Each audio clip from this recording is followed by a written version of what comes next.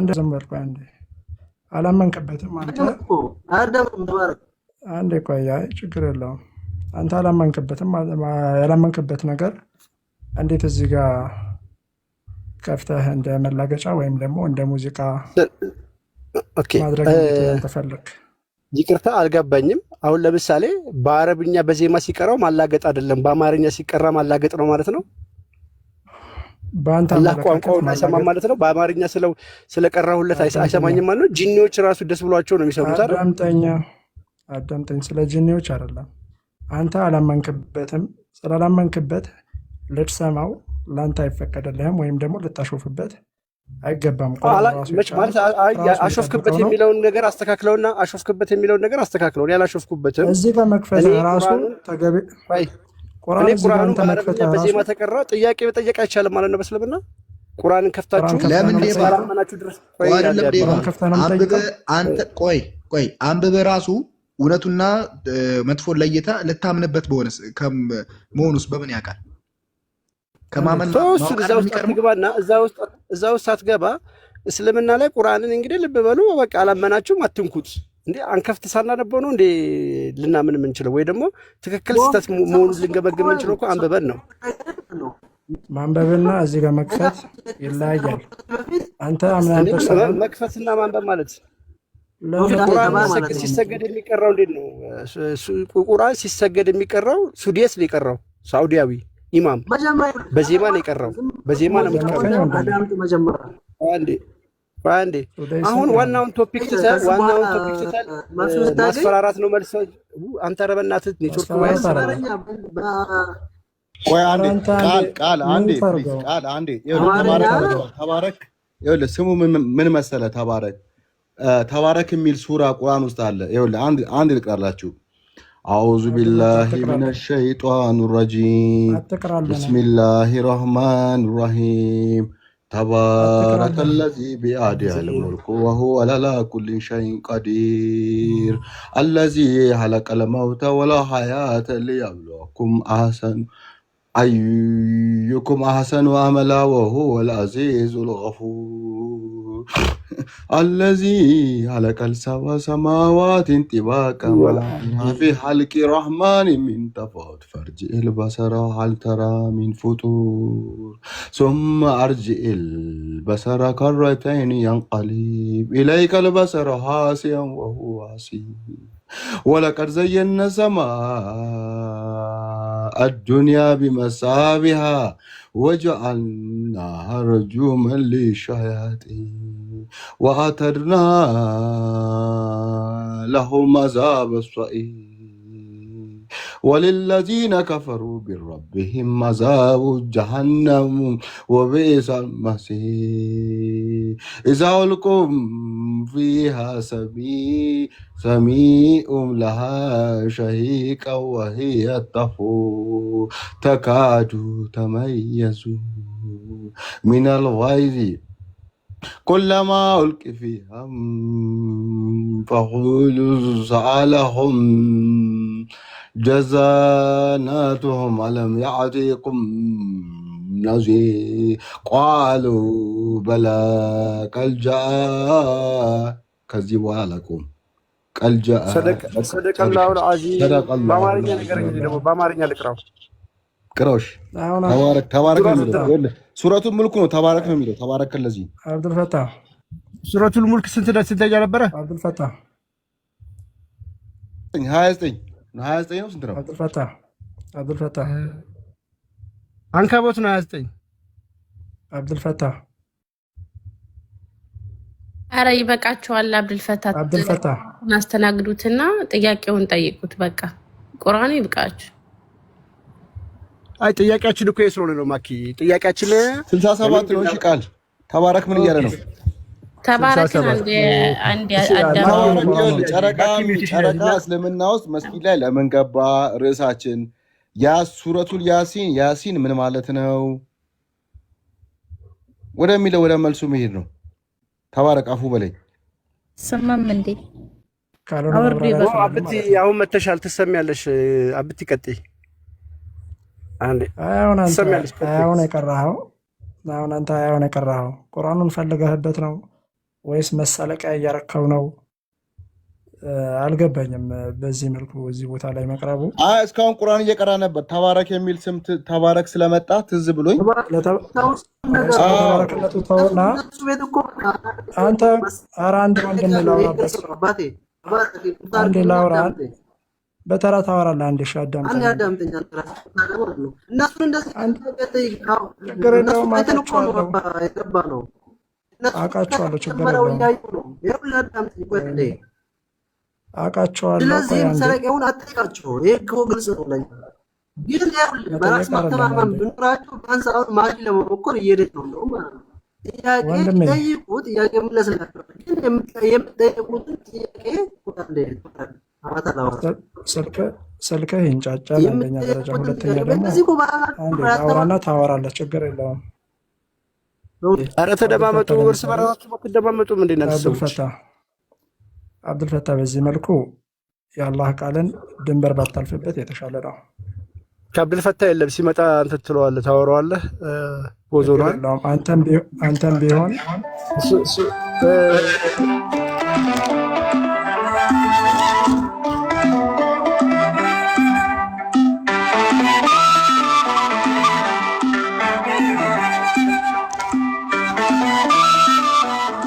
ይሄ ማለት እኮ ስማ በጣም ትልቅ የላውቅነት ነው የሚያሳየው። አብዱልፈታ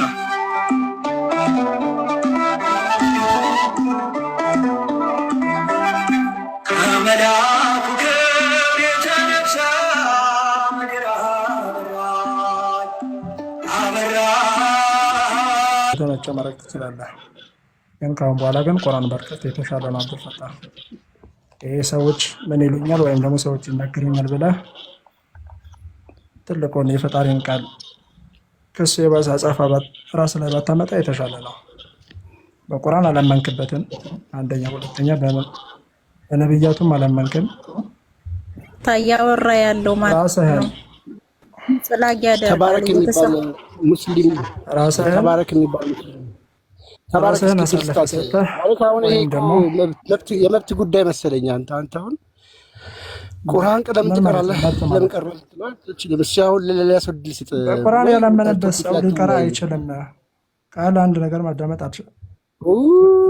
እሺ በቃ እሺ፣ ሰምታችኋል። ቁርአን ካላመንክበት ብላችኋል።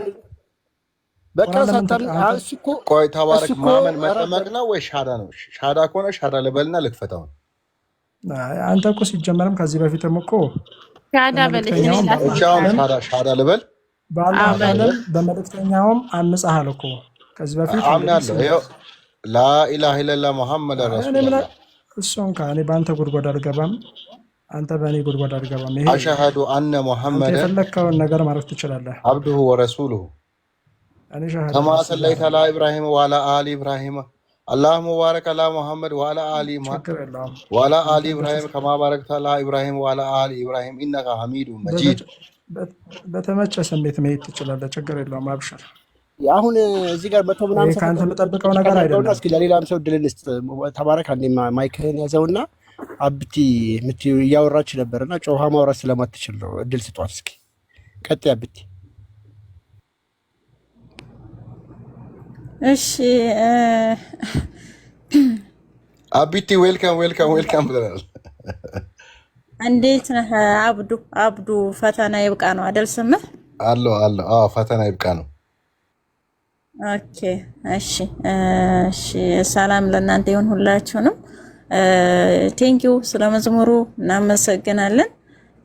እግዚአብሔር ይስጥልን። ያው ቁርአን ምን ይላል መሰለህ? ሱራ 2 ቁጥር 98 ላይ من كان عدوا لله وملائكته ورسوله وجبريل وميكال فإن الله عدو للكافرين ይላል። ለአላህና ለመላእክቱ ለመልእክተኞቹ ለጅብሪል ለሚካኤልም ይላል። ሚካኤል ብለውታል። እኔው የሂብሩ ላንጉጅ የሂብሩ ቋንቋ ሲጠሩ በአረበኛ ሰዎች እንደፈለጋቸው አረቦች በሚረዱት መጠንና ልክ ይጠሩት ስለነበረ ነው። ያን ያህል ምንም ያመጣው ዲፈረንስ የለምና አላህና ለመላእክቱ ለሚካኤልም ለገብርኤልም ጠላት የሆነ ሰው አስቡት እንግዲህ አላህ ለነዚያ ለካህዲዎች ጠላት ነው ይላል። እንደውም ለገብርኤልንማ ለገብርኤል ጠላት የሆነ ሰው በቁጭት ይሙት ይለዋል ቁጥር 97 ላይ። ያው እንግዲህ አይሁዶች አይ እሱ ነው እንደ ተገለጠልሱማ ጠላታችን ነው አሉስ ምናምን ይላል ተፍሲሩን ካነበባችሁት። ኤኒዌይ ግን አይሁዶች ገብርኤል ጠላታቸው አይደለም። ስለ መዝሙሩ ቴንኪው በቅድሚያ ኦዲየንሱን ሁሉንም ሰላም ብያለሁ። ከገባሁ ቅጽበት ጀምሮ መረባበሽ ይታያል። እያንዳንዱ ሰው እንደ ባለ አእምሮ እንደ ትልልቅ ሰዎች ቢያወራ ትልቅነት በእድሜ ሳይሆን ጀስት በእውቀት በማስተዋል ኢብን ሃይማኖት ራሱ ፍቅርን የማይሰብክ ከሆነ ገደል ሊገባ ይችላል። ምንም ሃይማኖት አይደለም ይሄ። ሃይማኖትና ሃይማኖተኝነት ይለያያሉ። ሃይማኖተኛ ሰዎች ሊያስመስሉም ይችላሉ ሊኖሩትም ይችላሉ። ሃይማኖት ደግሞ የሚያስተምረው ምንድነው የሚለው ሌላ ጉዳይ ነው። ሰዎች ሃይማኖታቸው የሚያዛቸውን ነው የሚያንጸባርቁት እና የሚንጸባረቀው ነገር ደግሞ ደስ አይልም። ከየትኞቹ በኩል ከተባለ እኔ ከሁለቱም በኩል እያየሁ ነው። መረባበሽ ባይኖር እኔ ገና እየዘለቅሁ ነው ገብቻ አላቅም ሲጀመርና መረባበሽ ባይኖር ከምንም ነገር በላይ ከሁሉም በፊት የሰው ልጅ መደማመጥ ይቀድማል። ካልተደማመጥንና ካልተግባባን ወደ አንድነት ወደ ህብረት ወደ ማህበራዊ ኑሮ ሳይሆን ወደ ማህበራዊ ጦርነት ነው የምንገባው። እንዴ ቴክኖሎጂ ሶሻል ሚዲያው ችሎን ነው አንዳችን ከአባይ አንዳችን ከዱባይ መተን ነው እንጂ አንድ ቤት ብንሆን ብላችሁ አስቡት። ያላችሁን ሃይማኖታችሁ የሚያስተምራችሁን ጥሩ ስነ ምግባር ብታንጸባርቁ የመልእክቴ ነው። መረባበሽ ለማንም ሰው አይጠቅም። ጀስት መደማመጥ ያስፈልጋል። በቃ ያና ያለው ነገር ሌላኛው ያሲን አይታወቅም። ያሲን የሚለው ስም አይታወቅም። ጠበሪ እንደውም ተፍሲሩን ብትመለከቱ እንትኖች የኢልም ባለቤቶች እርስ በርሳቸው እንደተለያዩ ስምምነት ላይ እንዳልደረሱ ነው ገና የተፍሲሩን አፍ ሲከፍት የሚናገረው። በዑለማዎች ዘንድ ምንም አይነት ስምምነት እንደሌለ ነው ያሲን የሚለው። ነገር ግን እንደሚባለው ከሆነ ከአላህ ስሞች አንዱ ነው ወይንም ከአላህ ስም የሆነ ነው ይባላል። አጠበሪ ተፍሲር አጠበሪን ማንበብ ትችላላችሁ። ሱራ 36 ቁጥር 1 ያሲን የሚለውን ማለት ነው። በጥቅሉ ያሲን የሚለው ምንድነው አይታወቅም ነው። እኔ ግን እኔ እንትን ስል ማለት ነው ሳስበው ያ ወይንም ጃህ የአምላካችን ያህዌ ስም ነው። በኒ እስራኤል የእስራኤል ልጆች አምላካቸውን ያህዌ ኤሎሂም አዶናይ ሚሊዮን በቀጥታ ለመጥራት አምላካቸውን በጣም ይፈሩና ስቲል ነው ጁሽ ፒፕል በጣም ህግ አጥባቂ ናቸው። ያንን መቼም ኤቪደንስ እንደማትሉኝ እርግጥ ነው የታወቀ ነገር ስለሆነ በመጽሐፍትም ሐዲስ ኪዳን ላይ እንደም ክርስቶስ የመጀመሪያ ሪጀክት ያደረጋቸው ቀሚሳቸውን አስረዝመው እነሱ የማይኖሩትን የማያደርጉትን ለሌሎች ማሸከማቸውን ነበር። እንደውም በሙሴ ወንበር ላይ ተቀምጠዋል ይላል። ሊፈርዱ በሙሴ ወንበር ላይ ተቀምጠዋል። ነገር ግን የሚሏችሁን ሁሉ አድርጉ፣ ነገር ግን ይላል የሚሉትን ሁሉ አያደርጉትምና አታድርጉላቸው ይላል። ወይ ሁሉንም እሺ አትበሏቸው ይላል። እነሱ በጣም የአምላክን ስም ያህዌ የሚለውን ኤሎሂም የሚለውን ይፈሩት ስለነበረ ያህ ብለው ይጠሩት ነበር። ግልጽ ነው። ያህ ጃህ እንደሚሉት ማለት ነው። ራስ ተፈሪያን ጃህ ብለው ይጠሩታል። ያህዌ አምላካቸውን ያህዌን ያህ ጃህ እያሉ ይጠሩት ነበረ ማለት ነው። ኤሎሂምን ማለት ነው። እኔ ከዛ ጋር ነው የተገናኘብኝ ማለት ነው። አይ መረጃ አለ ወይ በየቁርአናዊ መረጃ ኤቪደንስ አለ ወይ ከተባለ አለ። ለምሳሌ ሱራ 37 ቁጥር 123 ላይ ኤልያስን በርግጥ ከመልእክተኞቹ ነው ይላል። ኤልያስን በርግጥ ከመልእክተኞቹ ነው ይላል። በርግጥ ሙፈሲሮች ኤልያስ የተላከበት ዘመንን አጋጭተዋል። ኢብን ስሙንም ኢድሪስ ወይንም ኢድሪስ የሚባለው እሱ ነው ብለው ፈስረዋል። ምን ያህል ትክክል ናቸው? የራሳቸውን ግምት ነው የሰጡት ሙፈሲሮች። ከመጽሐፍት አጥንተው ከዕብራይስጥ ስም አጥንተው ሳይሆን ጀስት የራሳቸውን እይታ ነው ያስቀመጡት። በነገራቸው ላይ የሆነ ጅብሪል ተገልጦላቸው ፈሰሩ የተባሉ ማንም ቀደምት ሙፈሲሮች እና ኢብን አባስን ብንመለከት ጅብሪል ተገልጦላቸው ፈሰሩ የሚባል ነገር የለም። ጅብሪል ቁርአንን ካወረደው እንዲተረጎምም ዘንድ እሱ መግለጥ ነበረበት። በእውኑ ጅብሪል አታቋርጠኝ። እኔ እንደውም በፍጥነት እያወራሁ ነው እንትን ሰዓት ላለመውሰድ ማለት ነው። ቁርአን በመንፈስ ቅዱስ በሆሊ ስፒሪት ተመርተው ቢተረጉሙት ኖሮ ጅብሪል ለራሱ ድጋሚ ቁርአን እንዲተረጎም አፈላ የተደበሩን ቁርአንን አያስተነትኑትም? ምን ቁርአን ይተነተናል። ለምንድን ነው ጅብሪል ወርዶ እንዲተነተን ያላደረገው? ጅብሪል አለመውረዱን በማንኛዎቹም ሙፈሲሮች ላይ መንፈሳዊ መገለጥ አለመታየቱ ሙፈሲሮቹ የራሳቸውን ሀሳብ እንዲያንጸባርቁ ልቅ የሆነ ስሜታቸውን እንዲያንጸባርቁበት ልቅ የሆነ አላዋቂነታቸውን እንዲያፈሱበት ቦታ ከፍቶላቸዋል ወይንም እድል አመቻችቶላቸዋል ብዬ ነው የማስበው። ኤልያስም በእርግጥ ከመልእክተኞቹ ኤልያስ ማለት ኤልያስ ያህዌ አምላኬ ነው፣ ያህዌ አምላክ ነው ማለት ነው። ኤልያስ ማለት ያህዌ አምላኬ ነው ማለት ነው በሂብሩ በዕብራይስጥ ቋንቋ ማለት ነው። እዛ ወረድ ብሎ ሱራ 37 ቁጥር 130 ላይ ሰላም በኤልያሲንም ላይ ይሁን ይላል። ሰላም በኤልያሲንም ላይ ይሁን ይላል። ሱረቱ ያሲንን ከዚህ ጋር አያይዙት። ሱራ 36 አንድን ከሱራ 37 130 ጋር አያይዙት ማለት ነው። ያሲን የሚለውና ሐርፈ ያ እና ሐርፈ ሲን ተገጣጥመው ያሲን የሚለው ሱራ 36 ድምጽ አንድ ነው ፊደሎቹ እንጂ ድምጹ አንድ ነው ማለት። ፊደሎቹም አንድ ናቸው በነገራችን ላይ ፊደሎቹም አንድ ናቸው። ያሲን ይህም ያሲን ነው ያም ያሲን ነው ማለት ነው። ሱረቱ ያ አንድ ጊዜሽ አንድ ሰዓት አለ። ኧረ ፕሊስ ብዙ ታወሪያ እስካሁን ማለት ነው የምታስተምሪው ከመጽሐፍ ቅዱስ ከማሰልሽ ከነፍስያሽ ነው ማለት እኛ ፕላኔት ላይ ሆኖ ነው ባግ ያረጋል። ተጠለበው እስኪ ሰው አንድ ጊዜ እባክህ ኧረ እባክህ በጉልበት አምላክ ኧረ በጉልበት አንድ ኔትወርክ ላይ ሁለት ደግሞ ጭብጥ ያለው ወሬ አታወራም። ለምንድን ነው በሐሳብ ማሞጋገት የማንችለው? ለምንድን ነው የምንረባበሸው? ሚዩት አድርግና አዳምጥ። ከዛ ደግሞ ሐሳቧን በሐሳብ አፍርስ። ብቃት ካለ ሰው ይጨርስ። ተረጋጋ። ጨርስና ትቀጥላለህ። ሚዩት አድርግ። ሰውን መዝንባ ነው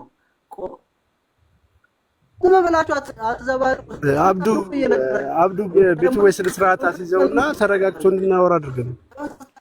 ይቅርታ ሚዩት አድርግ። አንዴ አበባ ምን መሰለሽ፣ አሁን እኛ ጋር ጥያቄዎች ነበሩኝ። አንዴ ኤችዲ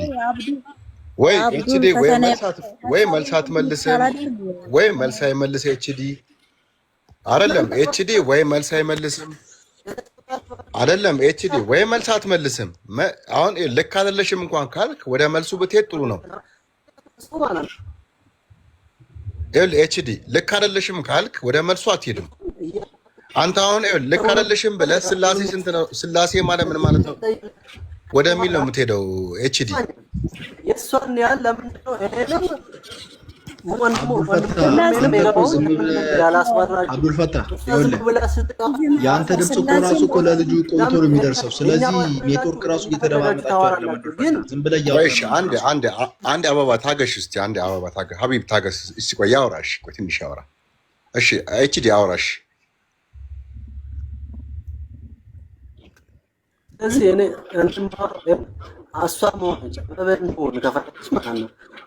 ወይ ወጥተህ ግባ። እንትን አይሰማም። ኤችዲ አይሰማም። ኤችዲ አይሰማም። ቆይ ድምፅ አይሰማም። ድምፅ አይሰማም። ኤችዲ አሁን ይሰማል? አዎ አሁን ይሰማል። እሺ ቀጥል። ይሰማል አሁን? አዎ ይሰማል አሁን።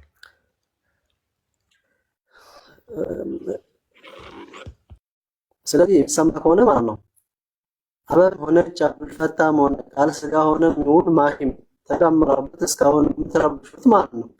ተረብሻችሁ በፊት እናንተ ለአራት ሆናችሁ እኔን ኤችዲን ብቻ ማለት ነው ትምህርት ባለትም አለው ውጣና ግባ። እሺ ወንድሜ ወጣና ታወራለህ። እሺ ቆይ ወጥቶ ይግባ መሰለኝ። እስቲ ቆይ ላስወጣውና ይግባ። ጂኒም ከሆነ ሸይጣንም ከሆነ ጥሩ መንፈስም ከሆነ እስቲ እንስማው።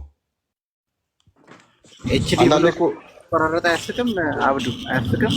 እንትን ፈርዶበት ሊሆን ይችላል እኮ ፈርዶበት ነው፣ ወዶ አይደለም እኮ ልጅ። እንስማው እስቲ። አብዱ አፊዝ ኤችዲ ተብሎ ሲቆራረጥ አስበዋል። ሃይ ዲፊኒሽን ሆነ ሲቆራረጥ። ማነው ጠያቂው? ኤችዲ ይቀጥልና ከዛ አበባ ግን ሀሳቧን ብጨርስ ደስ ይላል። ኤችዲ ግን ይመጣል ይቀጥል። ኤችዲ ይቀጥልሽ ቃል እኔ አሁን አንተ ስትናገር አውዙ ቢላሂ ሚነሽ ሸይጣን ረጂም እያልኩ ነው።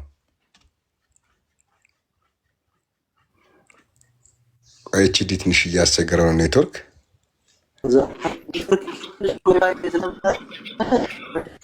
ኤችዲ የት ሀገር ነህ? ቀብሪ ዳር ነህ እንዴ ወይስ ጎዴ ነህ?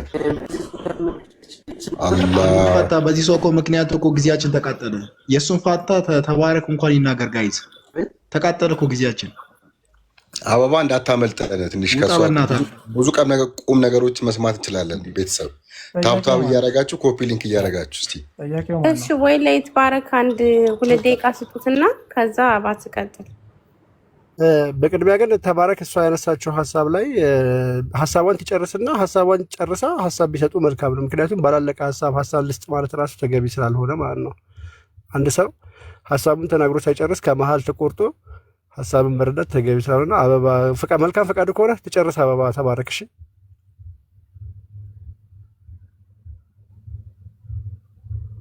ነው እስካሁን ባወራችሁ ላይ ማነሳው ነገር አለ ትላለህ? ተባረክ። በቃ ቃል አበባ ትቀጥል፣ ችግር የለው። ያ ማንሳት የሚፈልገው እስካሁን ባነሳችሁ ላይ የሆነ ነገር ላንሳም ካለ ያንሳ። ግን አይ ትቀጥል፣ አበባ ትቀጥል። በቃ አበባ ጥያቄ ካላት ችግር የለው፣ ማስተናገድ ይቻላል። ካልሆነ በስተቀር እናንተ በምታነሱት ርዕስ ለምሳሌ እኔ መልስ አልሰጣችሁም። ለምን ብትሉኝ ማፌዝና ወይም ደግሞ ምን አለብኝ የሚል ስሜት ስላለ ተባረክ። ለማፌዝ የገባ ሰው የለም። ሁሉም ሰው እንቅልፍ አለበት፣ ይተኛል፣ ነገ ስራ አለበት። ሰው ለመማማር ነው እዚህ የመጣው። አንተ እንደዛ ከሆነ አንተ መማማር ፈልገህበት ሳይሆን አንተ ለምሳሌ እስከዛሬ ጥያቄዎችን እየጠየቅ ነው። ፖለቲካ ሰሩብኝ አይደል? ወደ ሌላ ቶፒክ እንዳንሄድ ወደ አበባ ርዕስ እንመለስና አሁን ስለሌላው ተባረክ። በቃ እዚህ ላይ ጥያቄ ከሌለ አበባ ታወራ ፕሊስ። በቃ ሰው ሀሳብ አቋርጠ ነው ሌላ ጭቅጭቅ አይሆን ፕሊስ። ሀሳቧን እቀበላታለሁ፣ አንዴ ግን ልመልስለት። አይ ይሄማ ፐርሰናል ነገር። አሁን እኮ አንተ እንደዚህ እንደዛ ወቀሳውን ለሌላ ጊዜ። ሀሳብ አቋርጦ አሁን ሰው መውቀስ አይከብድም? ትምህርት እየተማርን ሀሳብ ከታደርጎና እንዲሰማ የማይፈልግ ነገር አለ። ይሄ ትምህርት አለ።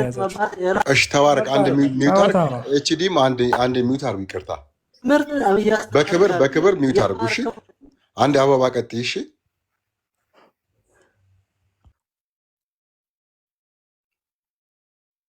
እሺ ትዕግስት የመንፈስ ፍሬዎች ናቸው ስላለ ብርሃን ጳውሎስ። እሺ በጣም ኢንክሉድ ላድርገው። ኧረ ፕሊስ እና ቆይ አንዴ ሞዴሬተር ልስጥሽ እና እንዴ አበባ እንዴ አንቺን ፎሎ ባክ አላደረኩሽም እንዴ? ያዳምጠኛል የምልውን አስብ። እኔ ራሱ አሁን ነው ፎሎ ያደረኩኝ። ያው ፎሎ ባክ አደረኩሽ እኮ እዚህ ጋር ፎሎ ባክ ያደረኩ ሰው አለ እንዴ? ሀቢብ አድርጌዋለሁ እንዴ? ሀቢብን አድርጌ አንቺን? ሀቢብ እኮ የኛ ጠላት ነው። እኔ ልሳርጋሃል። ሀቢብ የኛ ጠላት እኮ ነው። እኔንም ማለት ሀቢብን አድርጌው አንቺን። እሺ አበባ ቀጥሽ። አይ እኔ ማለት ምንም የሚገርመኝ ነገር የለም። ቢኮዝ ቁርአን በምዕራፍ 4 ቁጥር 140 ላይ በእናንተም ላይ በመጽሐፍ ውስጥ ያለህን አንቀጾች በእርሷ ሲካድባትና በእርሷም ሲላገጥባት በሰማችሁ ጊዜ በሌላ ወሬ ውስጥ እስከሚገቡ ድረስ ከነሱ ጋር አትቀመጡ ይላል። ለነሱ አሁን ይሄ ቁርአንም መበረዝ ሐሰት መናገር ነው በእነሱ አንግል ማለት ነው። ስለዚህ መረበሽ አለባቸው። የነሱ አንደኛው ዘመቻ የነሱ ታክቲክ ምንድነው? ስለ ቁርአን የምታወራ ከሆነ ይረብሹሃል ነው። ከነሱ አንድ ስቴፕ ቀድሜ ስለማቀው ያን ያህል አልገረመኝም። ልጁ በሐሳብ ሲገባ ሲፈራረቁ ማለት ነው። ዞሮ ችግር የለውም። እና ምንድነው ያልኳችሁ እዚህ ቁርአኑን ስንመለከት ሰላም በኤልያስ ላይ ይሁን ይላል። አንበቡት ሱራ 37 ቁጥር 130 ስለ ኤልያስ ታሪክ ያወራና ባይዘዌይ ከጊዜ አንፃር እንጂ ኤልያስን የዘር ነገድ ጠባሪን ብታነቡት ደስ ይለኛል። የዘር ሐረጉ የማን ልጅ ነው የተላከበት ዘመን ከመጽሐፍ ቅዱስ ጋራ ከፍተኛ ግጭት ያደርጋል ቁርአን ማለት ነው። ኤልያስን በተመለከተ ግን ያው የሰሙትን ነው ማለት ሰምተው ነው። ሰሚ ደግሞ በትክክል ላያስተላልፍ ይችላል ከሚለው እንረዳቸው በሚለው ነው የተውኩትኝና ኤልያሲን ማለት ምን ማለት ነው? የአብርሃም ነገዶች አብርሃማውያን እንደሚባሉት የኤልያስ ነገዶችም ኤልያሲን ይባላሉ ምናምን እንደዚህ አይነት ተፍሲር በነገራችን ላይ ተቀባይነት የለውም። ኤልያሲን የሚለው በራሱ ለምንድን ነው ያልተረጎሙት ሙፈሲሮች? ኤልያሲን ማለት ምን ማለት ነው? በእውኑ ይህ ስም የያህዌ ስም አይደለም? ያስ የተባለው ያሲን ብሎ ቁርአን ያመጣው ምክንያቱም ያህዌን ያህ ብለው የጠሩት ስለነበረ እስራኤላውያን በዕብራይስጥ። ስለዚህ እዚህ ጋር የኤልያስንም ስም ቁርአን ላይ ስለምናገኘው ያሲን ያህዌ ስም ነው ማለት ነው። አላህ የሚምልበት ከስሞቹ አንዱ ነው ብሎ ጠበሪ እንዳለው ማለት ነው። ሶ ይሄ ያሲን የያህዌ ስም ነው ማለት ነው። የያህዌ ስም ነው ማለት ነው። ኤልያሲን ኤልያስ ያህዌ አምላኬ ነው ማለት ነው። ኤልያስ ደግሞ ኤልያሲን ተብሎ መጥቷል። ሶ የያህዌ ስም ነው እየገባህ ነው የምለው ገብቶሃል ማለት ነው። ሱራ 37 130 ብታነቡት ደስ ይላል። አበባ አንቺ ደግሞ ለየሽብን። አሁን ምን መሰለሽ፣ አሁን ደሙን ጋር ብለን በአርኪኦሎጂም አሁን ጎግል ላይ ብትገቢ መቼም ያው ጎግል ፌር ነው አይደለ? ጎግል እፎይ ነው ኦር የሆነ ሰው ክርስቲያን ነው ማለት አትችይም። ጎግል ፌር ነው። አሁን ዘሙን ጋር ብለን ስንከፍት አሁን ሁበል አለ። ሁበል መሬት ላይ ያለው ነው። ሲን የሚባለው ደግሞ ሰማይ ላይ ያለው ነው። ሰማይ ላይ ደግሞ ያለው የጨረቃ አምላክ የጣዖቶች ሁሉ የበላይ ነው። የጌቶች ሁሉ ጌታ ነው። ያ ማለት የአላሆች ሁሉ አላህ ነው። ምንድነው የሚለው ግሬተስት ጋድ ማለት ነው። እና ይሄ ሲን የሚባል አምላክ የጨረቃ አምላክ ነው። ወደ ቅርቢቷ ሰማይ ይወርዳል። ማታ ማታ ነው።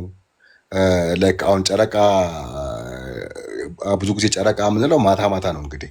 እና በኢስላሙ ማህበረሰብ በኢስላሙ ሶሳይቲ ያሲን የሚለው ቁርአን ሌሊት እና ማታ ማታ የሚቀራ ቁርአን ነው። ምንድነው ከሻፋ ምንድነው ችግር ሲገጥምሽ የሚቀራ ቁርአን ነው። ስለዚህ ይሄ ያሲን ማለት ሲን የሚለው ቃል ከያህዌ ጋር የሚገናኝ ምንድነው ከጣዖት ጋር የሚገናኝ ስም ነው። ስለዚህ እኛ እየቀራን ያለ ነው ጣዖትን ነው። አዘ ሴም ታይም ደግሞ ሁልጊዜ አሁን ቁርአን ስንቀራ ቢስሚላሂ ረህማን ረሂም ስንል በአንተ ስም አንለውም። ለአላህ ወደ ሰማይ ስንቀራ በአንተ ስም የአላህ በአንተ ስም ይሁንብህ እንደዚህ አርግልን ምስጋና ይግባህ አንለውም። በሱ ስም ነው የምንለው። በሱ ስም በማን ስም? ለእኔ የሚመስለኝ በእግዚአብሔር ስም። ለማን ነው የምንጸልየው? ለያሲን ለሲን ማለት ነው። ለጣዖት አምላክ እንዲያማልድልን ወደ እግዚአብሔር እንዲያማልድልን ለሱ ነው ጸሎት የምናደርገው የሚል እምነት ስላለኝ ነው። አንቺ ደግሞ አሁን ጣዖት አይደለም የያሲን ስም ነው። ሲን ራሱ የሚለው ቃል ያህዌ ነው እያልሽ ነው። አይ ቲንክ እንደዛ መሰለኝ። ትንሽ ተጋጨብኝ። ጃኪ ምናልባት በዚህ ላይ ሀሳብ አለ መሰለኝ። አይ ያሲንን ሳይሆን ያህ የሚለውን ስም ነው። ምን አለ መሰለህ ያሲን የሚለው ከኤልያስ ስም ጋር አያያዥ ሆኖ መጥቷል እያልኩ ነው። በቁርአን መረጃነት ማለት ነው። ይሄ ያሲን የሚለው ከኤል ጋር መጥቷል። ገባህ? ከኤል ጋር መጥቷል 3730 ላይ ማለት ነው። እያወራ ያለው ታሪኩ ከ123 ጀምሮ ስታይ ስለ ነብዩ ስለ ኤልያስ ነው ማለት ነው። ኢድሪስ ራሱ ኤልያስም እንደሆነ ይፈስራል። ጠበሪ ገብታች ማንኛውም ሰው መመልከት ይችላል። ሶ እዛ ጋር ይሄ ሲን የሚለው ስም ቀጥታ ኤልያሲን የሚለው ቁርአን ነው መጽሐፍ ቅዱስ ነው? ቁርአን ኮረ ያው ነው። ኦኬ ቁርአን ነው እንዴ? ኦኬ አሁን ተመልከተው። ክፈትና እኔ መክፈት ስለማልችል ነው። አሁን ክፈትና ተመልከተው። ብቲ ምንን ልክፈትልሽ? 37 ነው ዲኒና አስገብት። አይ ሶሪ አንድ ሰው ተሩለት እና ምን ልክፈትልሽ? ብቲ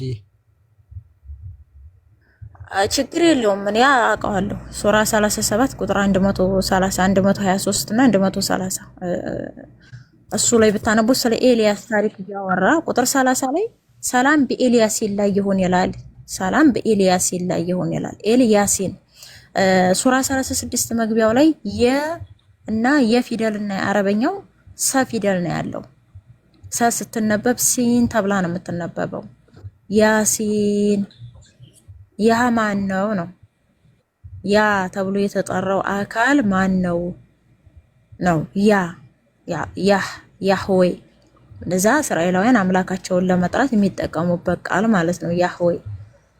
ሶ የአምላካችን ስም ነው። ኤልያስም ያህዌ አምላኬ ነው። ኤል ያህዌ ነው በነገራችን ላይ ኤል ያስ ያህዌ አምላኬ ነው ጌታዬ ነው ፈጣሪዬ ነው ማለት ነው። ጌታ አምላክ ነው ማለት ነው። ኤልያስ ማለት ያህዌ አምላክ ነው፣ ያህዌ አምላኬ ነው፣ ያህዌ ፈጣሪዬ ነው ማለት ነው።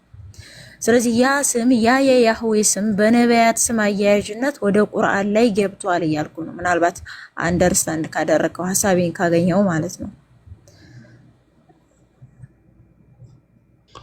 እቺኛዋ ሲን ግን ከዛኛው ጋር አንድ አይደለችም መሰለኝ። ሲን የምትለዋ ቃል ዙም አድርገው ምን መሰለሽ እኔ ይገባል አብቲ ያልሽው ያ ፊደል ሁለት ጊዜ መታለች። ያ ልክ ነሽ። ያ ላይ ልክ ያማ ልክ ነሽ። ያማ ባለፈውም ጃኪኖ አቲንግ ዘላስት ያም ጃ የምትለው ጋር ከጃስ ቅድም አምጥተሽዋል። ጃስ ተሰሪያን ከሚለው ጋር እነሱም ያ የሚለውን አንዳንዴ ጃ ይሉታል። ባለፈውም ተነጋገርን። ጃ የምትለው ልክ ነው፣ ከኤሎሄ ጋር ይገናኛል። አሁን እዚህ ጋር ያሲን የሚለው ራሱ የያህዌ አልከፈትኩም። ሌላ ቦታ ነው ቃል አብዬ እሷ ያለችው ሱረቱል ያሲንን አይደለም የምታለው ገብቷል አይደለ? ፓርቲኩላርሊ ስሙን ነው የኤልያስ ስም ኢልያ ሲን ይላል። አሁን ይሄኛው ኢልያ ሲን የምትለዋን ቃል ይኸውልሽ አበብ ሲን የምትለዋን ቃል አንድ ፊደል አይደለም የወሰደው። አየሽ አነባቢዎቹ አሉ። ሲ ያለች ይኸውልሽ ሲ ያለች ዋይ ያ ያለች ኤን አለች። ሲን የምትለዋ ቃል ብዙ ጊዜ ግን እቺ አሁን ሲንን የጠራበት ያሲን ላይ የጠራበት ግን እቺ ሷድ ፊደል ብቻዋን ነው የጠራት። አሁን ያሲን ላይ ቃል አሁን ይሄ ያሲን የሚለውን መጨረሻ ላይ ያለው ሲ የሚላለው ዋይ ያ አለ ኤን አለ። ያሲን ግን ብትከፍተው ግን ሲን ብቻዋን ናት። ያ የሚለው ያስማማናል። ሲን የምትለዋ ግን ምን መሰለሽ አሁን የኛውን እኮ ክሌም እንዳያፈርስብን ነው።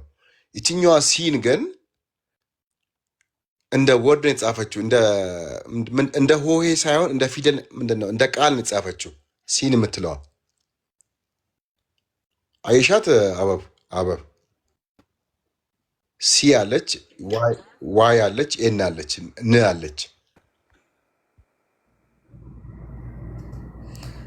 በአንድ ላይ ነው እኮ አሁን ይኸውልህ ሱራ 37 130ን ተመልከተው። ኢልያሲን ነው የሚለው። ሰላሙ አለ ኢልያሲን አያ አይደለ? ሰላም በኢልያሲን ላይ ይሁን አለ ኢልያሲን። ስለዚህ ምናልባት ኤል ሚለውና ያ ሚለው ከዛ በኋላ ሲንን ጨምሮበት ሊሆን የሆነ 3 ፊደል ይሁን። ኤል አለ ለምሳሌ አሁን እስማኤል እንደሚባለው ከዛ በኋላ ያ ሲን አለ። አየሽ ሲን ተግባብተናል። ኤል የኤሎሂም ስም እንደሆነ ተግባብተናል። ኤል ሚለው ነው አቢቲ ያህዌ ስም ነው። ያህዌ ስም ነው አቢቲ ወጥተኛል። ምን መሰለሽ ያ ማለት ሾርት ፎርም ኦፍ ያህዌ እንደሆነ እናውቃለን። መጽሐፍ ቃል አጥሮ ሲነገር ማለት ነው ያህዌ አይደለ? ያ የሚለው እሱን ነው የሚወክለው። ስለዚህ አሁን እዚህ እስልምና ላይ ያ የሚለውን ነገር ሲጠቀሙ ምን ለመጠቀም ነው? ያህዌን ሪፈር ለማድረግ ከሆነ ሾርት ኔም ስለሆነ ማለት ነው። በየትኛውም በቁርአን ክፍል ወይም ደግሞ በእስልምና አስተምሮ አላህ ያህዌ ለመባል አለበት አይደል? ዝም ብሎ ያ የምትለዋን ብቻ ይዘን እኮ ያህዌ ልንለው አንችልም። ያ የማን ምጻረ ቃል ነች ወይም የትኛው ስም አጥሮ ነው ያ የተባለው የሚለውን ግልጽ አድርገው ማስረዳት መቻል አለባቸው አይደለ? ስለዚህ አሁን እኛ ክሌም ስናደርግ የያህዌ ስም አጥሮ ነው ያ የሚለው የያህዌ ስም በአጭሩ ሲጠራ ያ ተብሎ ይጠራል። ከስም ጋር ትንትን ብሎ ለምሳሌ ከኤልያስ ስም ጋር ሆኖ ያ ሲገባበት ያህዌ አምላኪ ነው የሚለውን ሀሳብ ይሰጣል ብለን ነው። እነሱ ግን የምን ሾርት ፎርም ነው ያ እነሱ ጋር የመጣው? ኤል የሚለው ራሱ የምን ሾርት ፎርም? ለምሳሌ ገብርኤል፣ ሚካኤል የሚለው ደግሞ ኤል የሚለውም ራሱ ጋድ ወይም አምላክ መሆኑን እናውቃለን። የኤሎሄም አጭር ፎርም ነው እኛ ጋር ማለት ነው። እነሱ ሲጠቀሙት ከምንድን ነው? የምን አጭር ፎርም ነው? ወይም እንደዛ ብለው እንትን ማለት አለባቸው የሚለው ተያይዞ መነሳት ነው።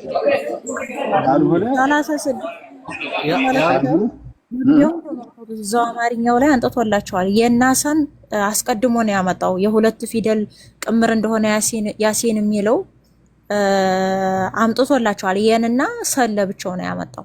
ከዛ ምን አለ ሲገጣጠሙ ምን ድምጽ አወጡ? ያሲን የሚል ድምጽ አወጡ ማለት ነው። ማናማ የናሰ የያህዌ ያህ የሚባለው ጃህ የሚባለው ያህዌ እግዚአብሔር ነው፣ የእስራኤል አምላክ። እስራኤላውያን ሙሉ ስሙን ለመጥራት ስለሚጠሩ ያህ ብለው ይጠሩት ነበር ማለት ነው። ያህ እሱ መጽሐፍ ቅዱስ ላይ መልስ አለው። ልክ ነሽ። አሁን እነሱ ያህ ሲሉ ሲን የሚለውን አምላክ ብለው ነው፣ የሱ ቅጥያ ነው። ያሲን ብለው ሲሉ ሲን የሚባል አምላክ አለን። ሌላም ጋር ላይ የይዝልህ ነው። እስራኤል ተፍሲር አልቁርጡቢ ላይ እስራኤል የሚለውን ሲፈስር ማለት ነው። ቁርጡቢ እስራኤል የሚለውን ሲፈስር ኢስራ ማለት አብድ ነው ብሏል፣ ባሪያ ነው ብሏል ቁርጡቢ ማለት ነው።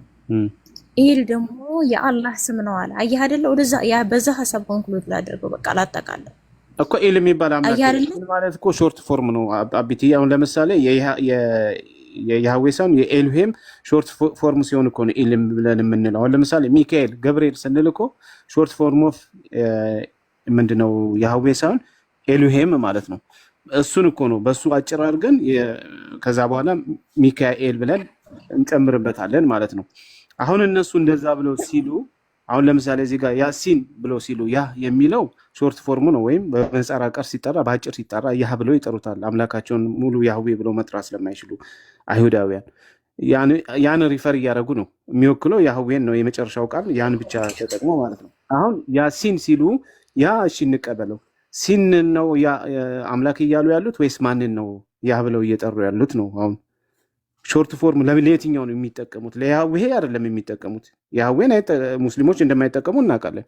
ያህዌ ብለው አይጠቀሙም። ኤልሄምን ብለው አይጠቀሙም። በመጽሐፋቸው ላይ አልተላለፈም። ስለዚህ ኤል የሚለውንም ቃል ሲጠቀሙ ለየትኛው ሾርት ፎርም ነው ነው? ቆይ ቋንቋቸው አይደለማ ቢኒ፣ ቋንቋቸው አይደለም። ሰምተው እኮ ነው አልኩህ።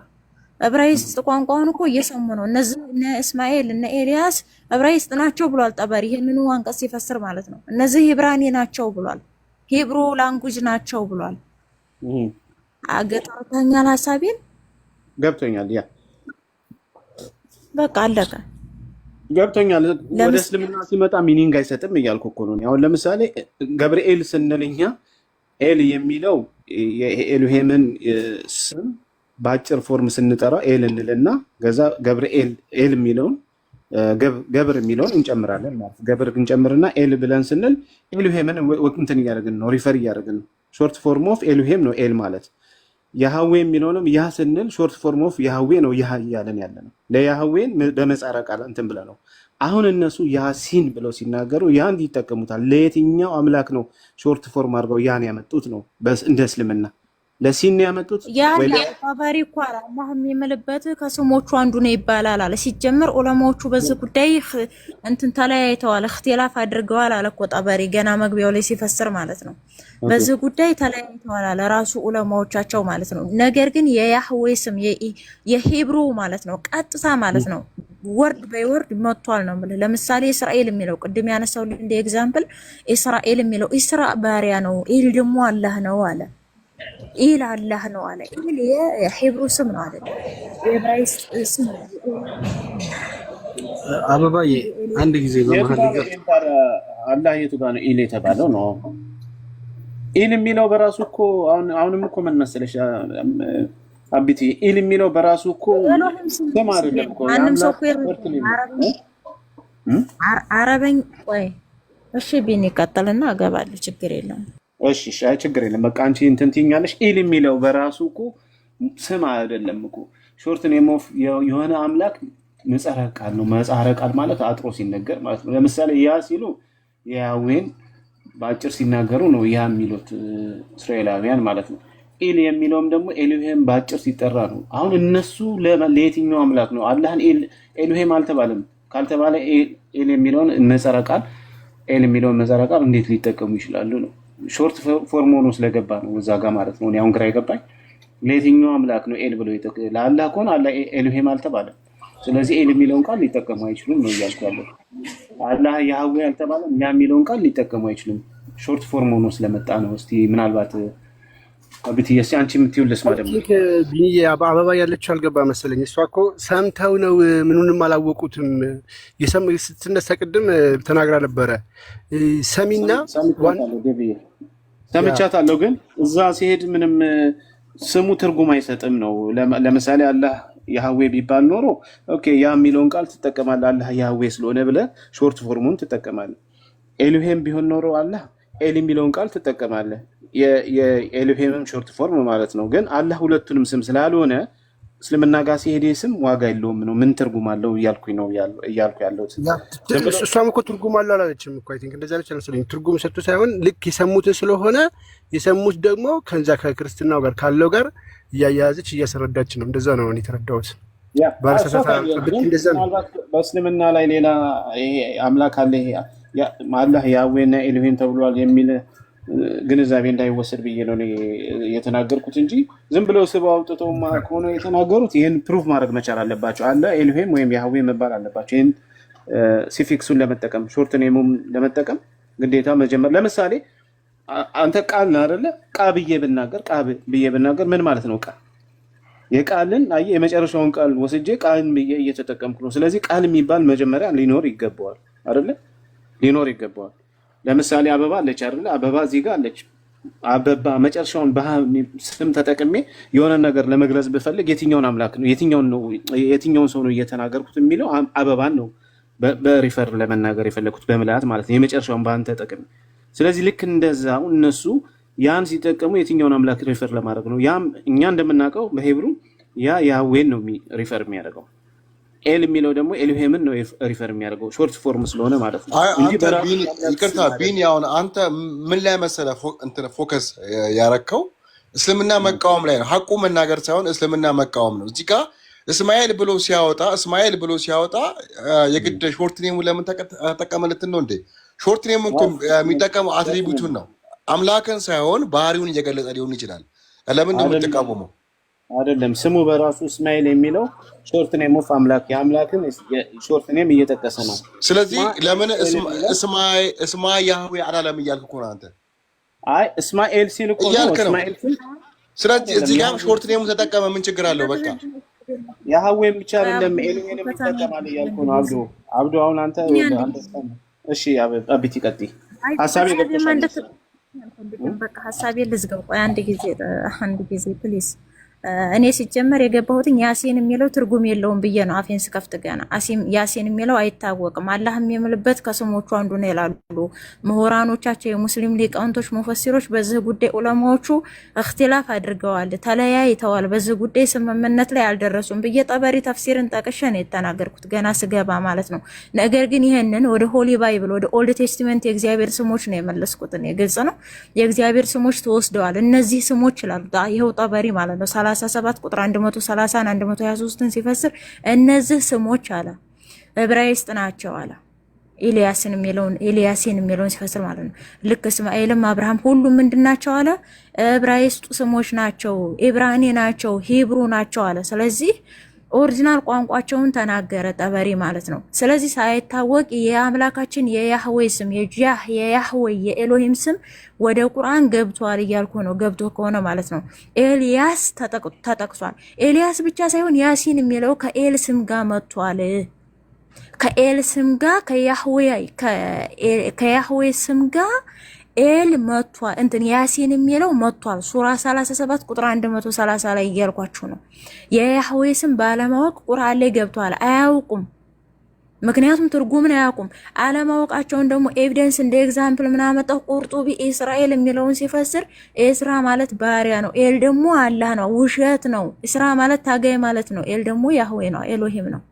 አምላክም ከሰውም ጋር ታግራ አሸንፋል የተባለው ይሄ እስራኤል የያዕቆብ ስም ነው። ታጋይ ማለት ነው። እስራ ማለት የታገለ አምላኩን የታገለ ታጋይ ማለት ነው። ኤል ደግሞ የያህዌ ስም ነው። ስለዚህ ለዛ ነው ስምህ እስራኤል ይባል፣ አምላክን ታግለህ አሸንፈሃልና ከሰውም ከአምላክም ጋር ታግለሃልና ያለው ራሱ የተገለጠለት አምላካችን ነው። ግልጽ ነው አይደለ? ስለዚህ አያውቁትም ሙፈሲሮቹ ራሱ የስሞቹን ትርጉም የዕብራይስጥ ቋንቋን ስለማያውቁ አበባ ኢብኑ አባስ እኮ የሲሪያ ቋንቋ ነው ህዝብ ማለት ነው ይላል እኮ። ሲን የሚለውን ያ ሲን ማለት ያ የሚለውን ሲን ደግሞ በሲራቅ ቋንቋ ህዝቦች እንደማለት ነው ይላል። ስለዚህ ጠበሪ ደግሞ እንደዛ አይደለም አይፈሰረው። አሁን እንዴት እናስማማቸው? ምክንያቱም ቁርአን የወረደው ቢታስተካክለሽ አንቺ ተስተካክለሽ በአዲስ ወይ ተባረክ ተውፊቅ አንድ ጊዜ ሰማሁሽ እኮ ቁርአኑን እንስተሽና አንቺ ታስተካክለሽ። አብቲ እኔ አንቺን አርጊው እያነበር ነው ቆይ አንቺን ይሄ ደግሞ አያቆም ዑለማዎች አያቆም ስትይ አንቺ ከነሱ ቀደምት ነሽ ማለት ነው።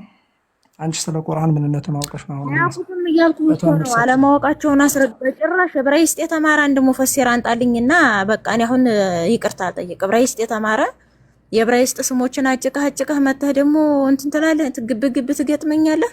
ዕብራይስጥ ቋንቋ የተማረ አንድ የቁርአን ሙፈሲር አንጣልኝ አንጣያል በል። መሰጠሽ ምን ያደርጋል? ቋንቋውን ሳይማሩ እኮ ነው ዝም ብለው ከራሳቸው አስተሳሰብ ነው የፈሰሩ ሙፈሲሮች። ቋንቋውን ሳይማሩ አንድን ቋንቋ ለመተርጎም መጀመሪያ መማር አለብህ እኮ። አልሐምዱሊላህ ኪታብ ሙሉ ለሙሉ ቁርአን የሚለውን መተርጎም መማር አለብህ ቋንቋውን እንጂ ዝም ብለህ የራስህ ነው። አበባ እዚህ ጋር ቁርአን አሁን አንቺ የአላህ ቃል ነው እንጂ የዕብራይስጦች የሰዎች ቃል እኮ አይደለም። የአላህ ቃል ነው። አላህ ደግሞ ሁሉንም ቋንቋ ያውቃል። እሺ መረጃ አላህ ሁሉንም ቋንቋ ያውቃል የሚለው አብዱል ፈታ መረጃ ታመጣለህ። የሆነች ነገር አንቺ ለፈጠረሽ እኔ እንደማቅ ማስረጃ እንዴት አያቅተው? ሁሉ ነገር እንዳይነሳ ወደ ተባረክ እንሂድ። አሁን የሆነች ነገር እንዝጋ፣ ችግር የለም። አሁን ውይይቱ መስመር ተባረክ ወደ አንተ እንመጣለን፣ ችግር የለም። የዕብራይስጥ ቋንቋ ያውቃሉ አላህን ጨምሮ ያውቃሉ ካልክ ታመጣልናለህ። ምክንያቱም በዕብራይስጥኛ ኤል የሚለውንና ያህ የሚለውን ቃል አላህ ለምን እንደተጠቀመው ቢኒ ፕሊስ አስተካክል። ቢኒ ጥያቄዎች መሰረት እንዲኖራቸው አስተካክል። አላህ እንደ አንተ አይደለም። አላህ እንደ እስላም አምላክ ከሆነ የሆነ ቋንቋ የሌላውን ቋንቋ አያውቅም እያልክ ነው? አምላክ አንድ አምላክ ከሆነ አምላክ ከተባለ ቋንቋዎችን አያውቅም ትላለህ? እኔ በድፍረት የምናገረው ለምን መሰለህ? የሐዌ አምላኬ ነው ብሎ አላህ ራሱ የተናገረ ስለሆነ እሱ አላልኩም። አንድ አምላክ ከተባለ አምላክ ከሆነ ቋንቋዎችን አያውቅም ብለህ ታስባለህ? አምላክ ከሆነ እሺ፣ ይሄ አሁን እኮ አምላክ አይደለም ብዬ እየተከራከርኩ ነው። ለምን መሰለህ? ስማኛ አብዱል ፈተና አንዴ ከሰማኝ ስማኝና አርጊመንት ሳስቀምጥ በዛ አርጊመንት እርታኝ። አሁን ለምሳሌ እኔ አለ አቅም ብዬ ያልኩት ኤልያሁ ወይም ኤልያስ ብሎ ይናገራል። ኤልያስ ማለት ራሱ የስሙ ትርጓሜ የሐዌ አምላኬ ነው እያለ ነው። ስለዚህ አላህ ራሱ የሐዌ አምላኬ ነው ብሎ እየጠራ ከራሱ ሌላ አምላክን ሪፈር እያደረገ ከሆነ አያውቅም ማለት ነው። አላህ እሱ ብቻ ከሆነ አምላክ ከሆነ ኤልያስ የሚለው ስም ደግሞ የሐዌ አምላኬ ነው የሚል ትርጓሜ ስለሚይዝ ያን ስም መጥራት የለበትም፣ ቁርአን ውስጥ መገኘት የለበትም። የአላህን አምላክነት ሳይሆን የያህዌን አምላክነት ስለሚያሳይ ማለት ነው።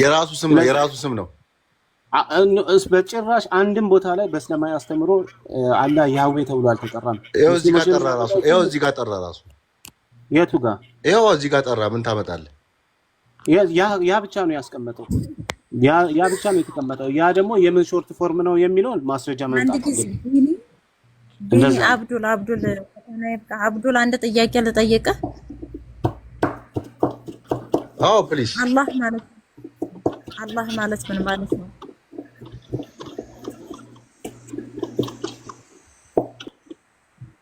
አላህ ማለት በአረብኛ ስም የለውም፣ ትርጉም የለውም። እንዴ ያራለው አለው የለው። አላህ ማለት ኢላህ ማዕቡድ ማለት ነው። የሙስሊም አምላክ ሳይሆን አላህ ማለት የሆነ ለአንድ አካል የምትሰጠው ስም አይደለም። ኢላህ ማዕቡድ ማለት ነው። የሚመለክ ተመላኪ አካል ማለት ነው። ተመላኪ አምላክ ማለት ነው። የኢንሳይክሎፒዲያ ኦፍ ክርስቲያኒቲ 2001 ክርስቲያኒቲ እኔ እንደ ሙስሊም እጠይቅሽኛል። እንደ ሙስሊም ስም ትርጉም የለውም ማለት እንደ ክርስቲያን ነው እየጠይቅሽኛለሽው? ኖ አይደለም።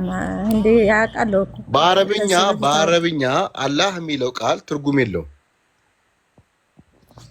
አላህ እያልኩ እኮ ነው። የሚመለክ አምላክ ማለት ነው። ለነዙ ስለነ በኤልዜቡልም ብትሰጠኝ ስም ስለዚህ የሚመለክ አምላክ ከሆነ ይሄ እኮ ፕሮፐር የስሙ ገላጭ ባህሪው ቆይ ይሄ የሚመለክ አምላክ ከሆነ ባህሪውን እየገለጠ ነው እንጂ ስሙ አይደለማ። ባህሪውን እኮ ነው የሚመለክ አምላክ ማለት ባህሪው ነው አይደል እንዴ? አው የሚመለክ አምላክ ነው። አላህ ማለት ተመላኪ አምላክ ነው። የሚሰገድለት የሚያመልኩት ኢላህ ለማዕቡድ ነው። አላህ ማለት ነው። ግልጽ ነው። ተመላኪ አምላክ ነው። እሺ ያ የሚመለክ አምላክ ስሙ ማን ነው? ያ የሚመለክ አምላክ ስሙ ማን ነው? እንደ ሙስሊሞች አላህ ነው። እንደኛ እንደ አላህ የሚለውን ትርጉም የሚመለክ አምላክ አልሹ። የሚመለክ አምላክ አላህ ከሆነ እሺ የሚመለከው አምላክ ማን ነው? እዚህ ብሎ ወስዶ ከሰጠው ምንም ማድረግ አይቻልም እያልኩ ነው። ነገር ግን ቀድማ አረብ እዚህ ጋር እኮ አላህ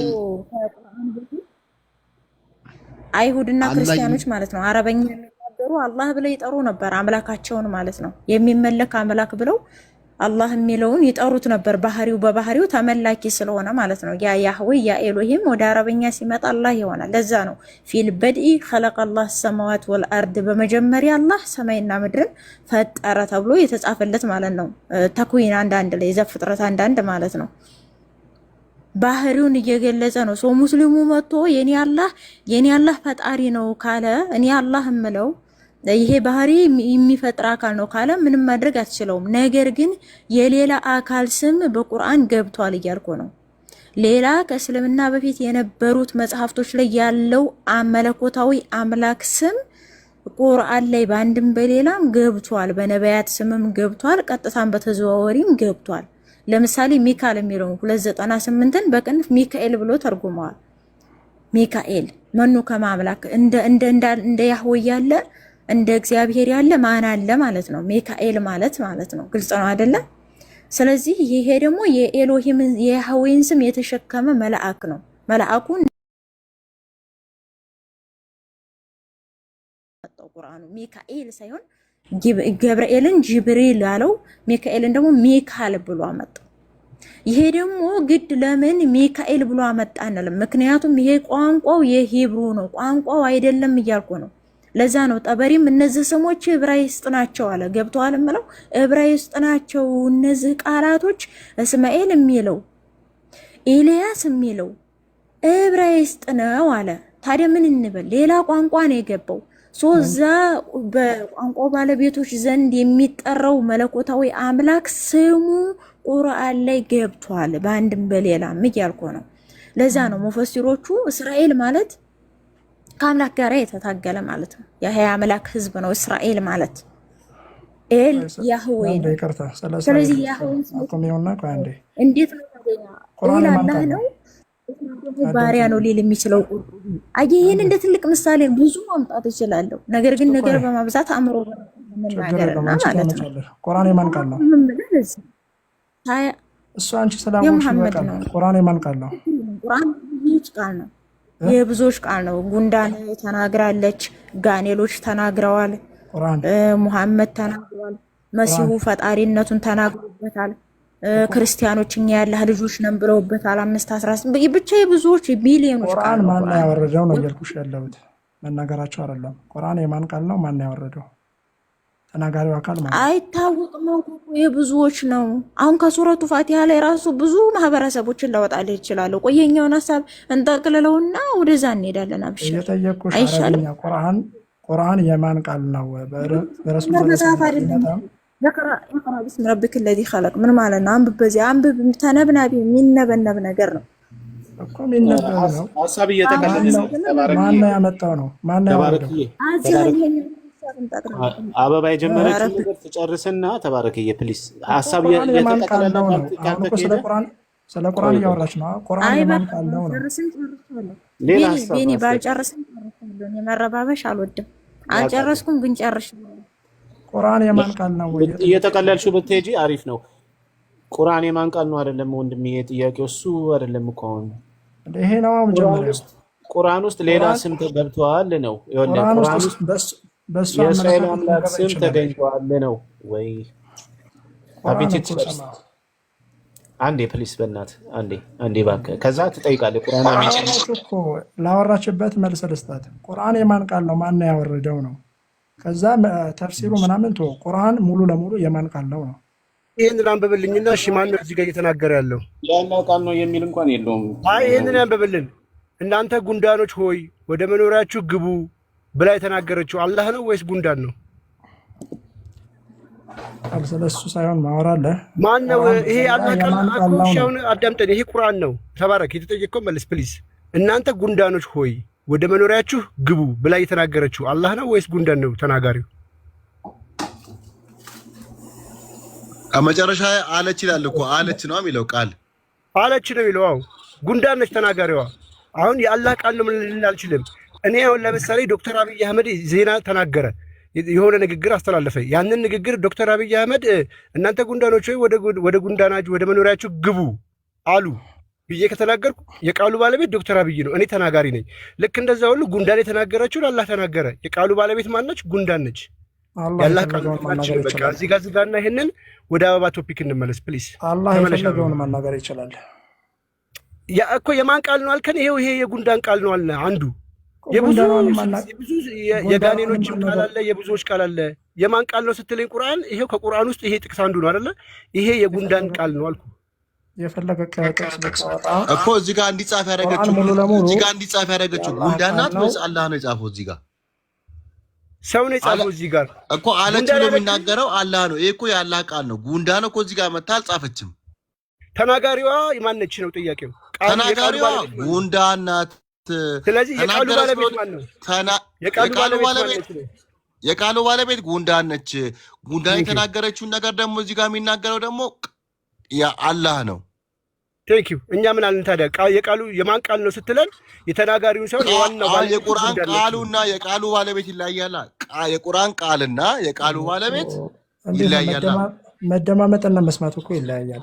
መጀመሪያ አሁን አብዱልፈታ ተግባብተናል። ስለዚህ አሁን ይሄ የማን ቃል ነው ብዬ ስጠይቅ የምትናገረው የማን ቃል ነው? የአላህ ቃል ነው።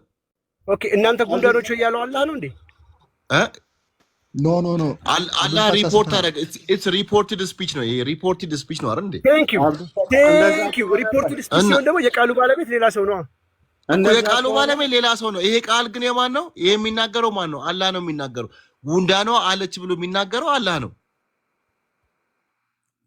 ቆይ አላህም አይደለም ይሄን የተናገረው። ይሄማ ጉንዳኗ ያለችውን ጅብሪል ነው የተናገረው። የቃሉ ባለቤት ከሪፖርተሩ መሐመድ አለ። ለምሳሌ ቃል እንደዚህ ብሎ ተናገረ፣ መሐመድ አለ እንደዚህ ብሎ ተናገረ ብዬ ደግሞ እንደዚህ ብሎ ተናገረ ብዬ ስጽፍ የጽሁፉ ባለቤት ማን ነው? የጽሁፉ ባለቤት ማን ነው? የጽሁፉ ባለቤት ማን ነው? ላስረዳ አይደለም ተዋጣሳሰደ እንካ ቃል አይደለም። ይሄ ተባረካ እንዴ ይሄንን ቃል ጉንዳን ተናገረችው። ጉንዳን የተናገረችውን ቃል አላህ ለጅብሪል ነገረው። ከጅብሪል ደግሞ ከአላህ ሰምቶ መጥቶ አላህ የተናገረውን ቃል ይኸውልህ፣ አላህ የተናገረውን ቃል ለመሐመድ ነገረው። መሐመድ ደግሞ የሰማውን ከጅብሪል የሰማውን ተናገረ። ዋና ባለቤቱ ከዚህ ሁሉ ሰንሰለት ውስጥ የዚህ ቃል ባለቤት ማን ነው? ጉንዳን ነው። እኔ አንተ ያልከውን ነገር ስደግም አንተ ያልከውን ነገር ስደግም ከኔ የሚወጣው ቃል አይደል? ቃል እንደዚህ አለ ብዬ እኔ ስደግም ሳወራ ቃል የወጣው ከማን ነው? ከኔ እኮ ነው። ያንተን ቃል እየደገምኩ ቢሆንም ቃሉ አሁን እየወጣ ያለው ግን ከኔ ነው። የንግግሩ ባለቤት አንተ ነህ። ግን እኔ እዚህ ጋር የምናገረው ግን ቃል እንደዚህ የዚህ ቃል አሁን እኮ ቃል እንደዚህ አለ ብዬ ግን ስናገር ቃሉ አሁን ይሄኛውን ቃል እየተናገረ ያለው ማን ነው? እኔ ነኝ አይደለ?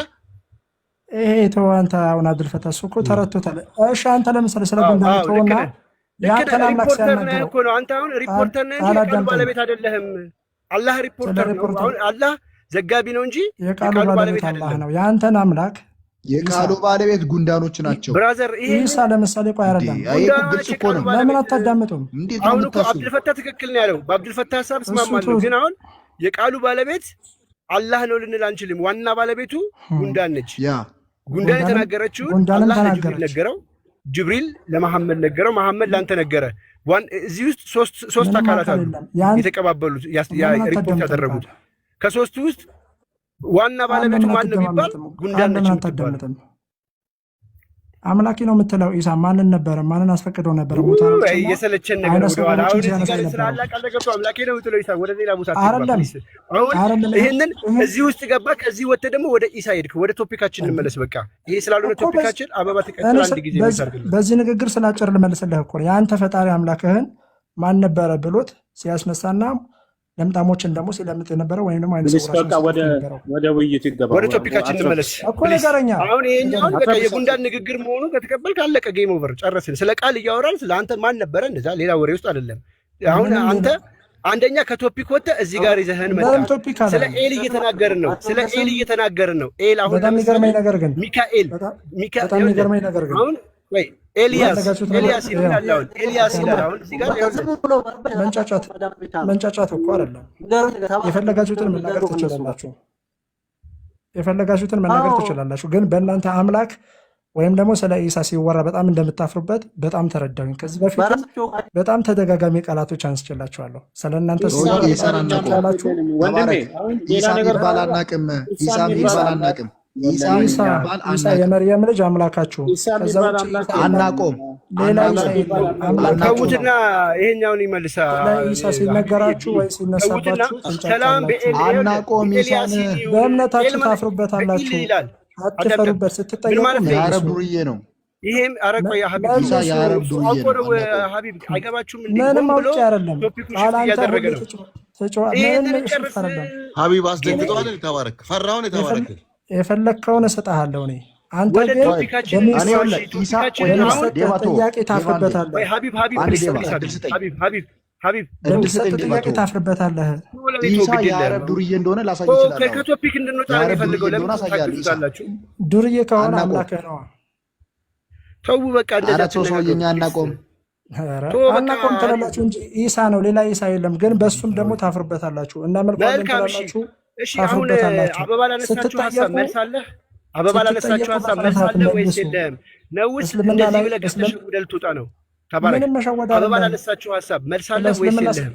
ስለ እስልምና ስትጠይቅ መልስ ይሰጥሃል። ስለ አንተ ግን ስትጠይቅ መልስ አትሰጥም። አበባ ያነሳችሁ ምንድን ነው? ቃል አበባ ያነሳችሁ ምንድን ነው? ምንም የራሷ ፍልስፍና ነው ያነሳችሁ። እሺ ቆይ ተባረክ። አበባ ያነሳችሁ ምንድን ነው? ምንም አያስማማኝም። እዚህ ጋር አሁን ነገርኩህ። ምሳሌ አበባ ያነሳችሁ ምንድን ነው? ቃል ቆይ አንዴ አበባ ያነሳችሁ ምንድን ነው? ቃል እሺ ላውራበታ ይኸው እየተደረበ እያወራ እንዴት ላውራ? እሺ አበባ ያነሳችሁ ቃል ምንድን ነው? እሺ አንዴ ምንድን ነው ቃል? መልካም እሺ አላህ እነዚህን ስሞች ወስዷቸዋል። አሁን ለምሳሌ እዚህ ጋር ሚካኤል፣ ኤል የሚል ስሞች አሉ። ያ የሚለውን ስም ከዕብራይስጥ የመጡ ናቸው፣ የዕብራይስጥ ቋንቋዎች ናቸው። ይህንንም ደግሞ አልቁርጡቢ ሲፈስረው ምን ብሎ ፈስሮታል አለችን? የእስራኤል ቃሎች ናቸው ብሎ ፈስሮታል።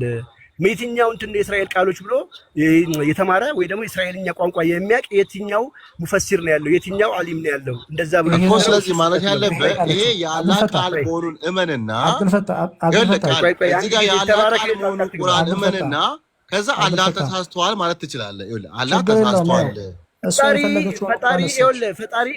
ፈጣሪ አሁን አላህ በእርግጥ ፈጣሪ አይደለም እንዳልሆነም አንዱ ማሳያ መንገዱ ነው። ለምሳሌ ቁርአን ግልጽና እየተብራራ ነው ይባላል።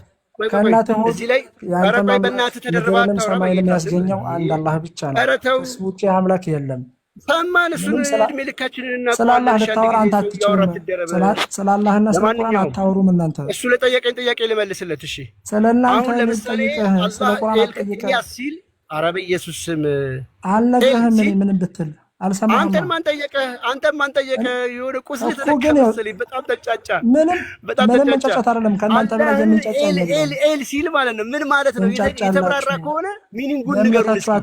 በእምነታችሁ አትፈሩ። ሚካኤል ሲል ማለት ነው። ኤል ማለት በእስራኤል በዕብራይስጥ ያህዌ የአምላክ ስም ነው። ኤልያስ ስለ ጮህ ከኔ አልሰማህም። ምን ማለት ነው? ኧረ ተባረክ በኢየሱስ ስም። አብዱልፈታ ግን ቤት ስርዓት አስከበር። ሰዎች ተራ በተራ የሚያወሩበት አድርግ። ማንኛውም አካል በተላ ያስገኘው አንድ አላህ ብቻ ነው። አንተንም ያንተን ትርጉም ያስገኘው አንድ አላህ ብቻ ነው። ንገረን ትርጉሙን። ቁርአን ግልጽና የተብራራ ነው። ትርጉሙን ምን ያደርግልሃል? ትርጉሙን ንገረኝ። መልሱ ምንድነው? ምን ያደርግልሃል? ቃል አንተና አበባ ሐቁን አናምን ብላችሁ ሌላ ርዕስ ቀየራችሁ። ሐቁን ብታምን ኖሮ ያኛውን ብትጠይቅ አግባብ ይሆናል። ያኛው ጥያቄ ልክ መሆኑን የምንረዳው እዚህ ጋር ሐቁን ብታምን ነው። ቁርአን የአላህ ቃል ነው ከተባለ የአላህ ቃል መሆኑን መጀመሪያ ማመን አለብህ። ይኸውልህ ከዛ በኋላ ግን አላህ ተሳስቷል ማለት መብት ነው። ግን ይሄ ቁርአን የአላህ ቃል ነው የተባለ ሪፖርትድ ዘጋቢም ይሁን ግን እዚህ ጋር የሚዘግበው ማን ነው? አላህ ነው። አብዱልፈታ አላህ እንደዘገበው ከካርግ ግን እንዴት ነው የምንተማመነው? ያኛው ቀጣይ የሚመጣው ጥያቄ እንዴት መስማት እንችላለን? እነሱ እኮ መሸፋፈን ነው የሚፈልጉት። አላህ ዘግበዋል። አብዱልፈታህ አልዘገበም እያልክ ነው። ጉንዳን የዘገበው እያልክ ነው። ጉንዳን የዘገበው እያልክ ነው። መሸፋፈን ነው ጉንዳን የተናገረ ጉንዳን የጻፈው እያልክ ነው። ቢነገርም አትቀበልም። አብዱልፈታህ ሐዲስ ብዙ ስለ ዘጋቢዎች ቁርአን አንተ እኛን ልትነግረን ትፈልጋለህ እንዴ? አንዴ ሐዲስ ብዙ ዘጋቢዎች አሉት። አብዱልፈታህ ይመልስልኝ እስቲ። ለምሳሌ ስለ ሐዲስ አይደለም፣ ስለ ቁርአን ነው። ስለዚህ ቃሉ የማን ነው? ቆይ በዘጋቢ አይደለ እናንተ ቃሉ የእሱ ነው የምትለው? እስቲ አብዱልፈታህ መልስልኝ። የቁርአን ተፍሲር ነው። ዘጋቢ ነው የተናገረው መሐመድ ነው ተብሎ ነው። ሐዲስ የመሐመድ ቃል ነው የሚባለው። አንተ እንዳንተ አረዳድ ከሆነ ዘጋቢው ከዘገበ ቃሉ ይሆናል ብለህ የምታምን ከሆነ ቁርአን ምን ሐዲስ የአቡ ሁረይራ ነው የአይሻ ነው? እስቲ ሐዲስና ቁርአን ይለያያል። ተፍሲርና ቁርአን ይለያያል። ኧረ በለ ኧረ ተው ተው ተው። እዛ ጋር ጉንዳን የተናገረችው ነው አላህ የተናገረው። እዚህ ጋር አቡ ሁረይራ የተናገረው አንተ ሄደህ ያናገርካት የዚህ ቃል ባለቤት አላህ አቡ ሁረይራ ነው ማለት እንችላለን። ሐዲስ ጋር ሲመጣ ሮንግ ይሆናል፣ ቁርአን ላይ ሲመጣ ትክክል የሚሆንበት አብዱልፈታህ ምንድነው ይሄ ነው? እዚህ ጋር ምን አለ? አውቀተኛ ቢቀሰቅሱት ቢነገራቸውም አትሰሙም። ዘፕሮፊት ሴድ ብሎ ነው የሚቀጥለው። ልክ እንደዛ ሁሉ እዚህ ጋር ደግሞ መጣና አላህም ማለት ነው ማን አለች አለ ጉንዳኗ አለች። እናንተ ጉንዳኖች ሆይ ወደ መኖሪያችሁ ግቡ። ሱሌማንና ሰራዊቱ እነርሱ የማያውቁ ሲሆኑ አይሰባብሩ አለች። እዚህ ጋር ደግሞ አላህ የፈለገውን ማናገር ይችላል። አንተንም አናግረዋል እኮ የአንተም ጌታ ይሄ ማቃል ነው ጥያቄ። የአንተም ጌታ እኮ ሰዎችን ሲያስነሳ ለምጣኖችን ሲከፍት የአምላክ ነው ወይስ እንጂ በሱ ክሎት አይደለም። በሱ ክሎት አይደለም ወይስ የአምላክ ቃል ነው?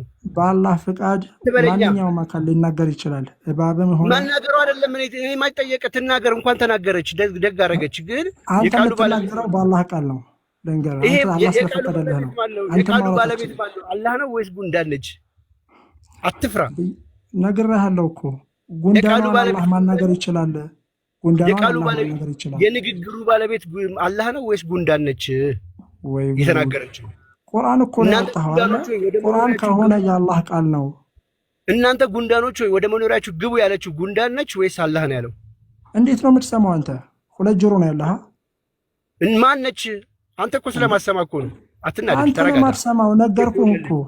ምን ብለህ ነገርከኝ? አላህ የፈለገውን አካል ማናገር ይችላል። ጉንዳን ነው መች ጠየቁ? ሌላ ስምህን አትንገረኝ፣ ሰፈርህን አትንገረኝ። ስምህን ስጠይቅ ሰፈርህን አትንገረኝ። እናንተ ጉንዳኖች ወደ መኖሪያችሁ ግቡ ያለችው አላህ ነው ወይስ ጉንዳን ነች?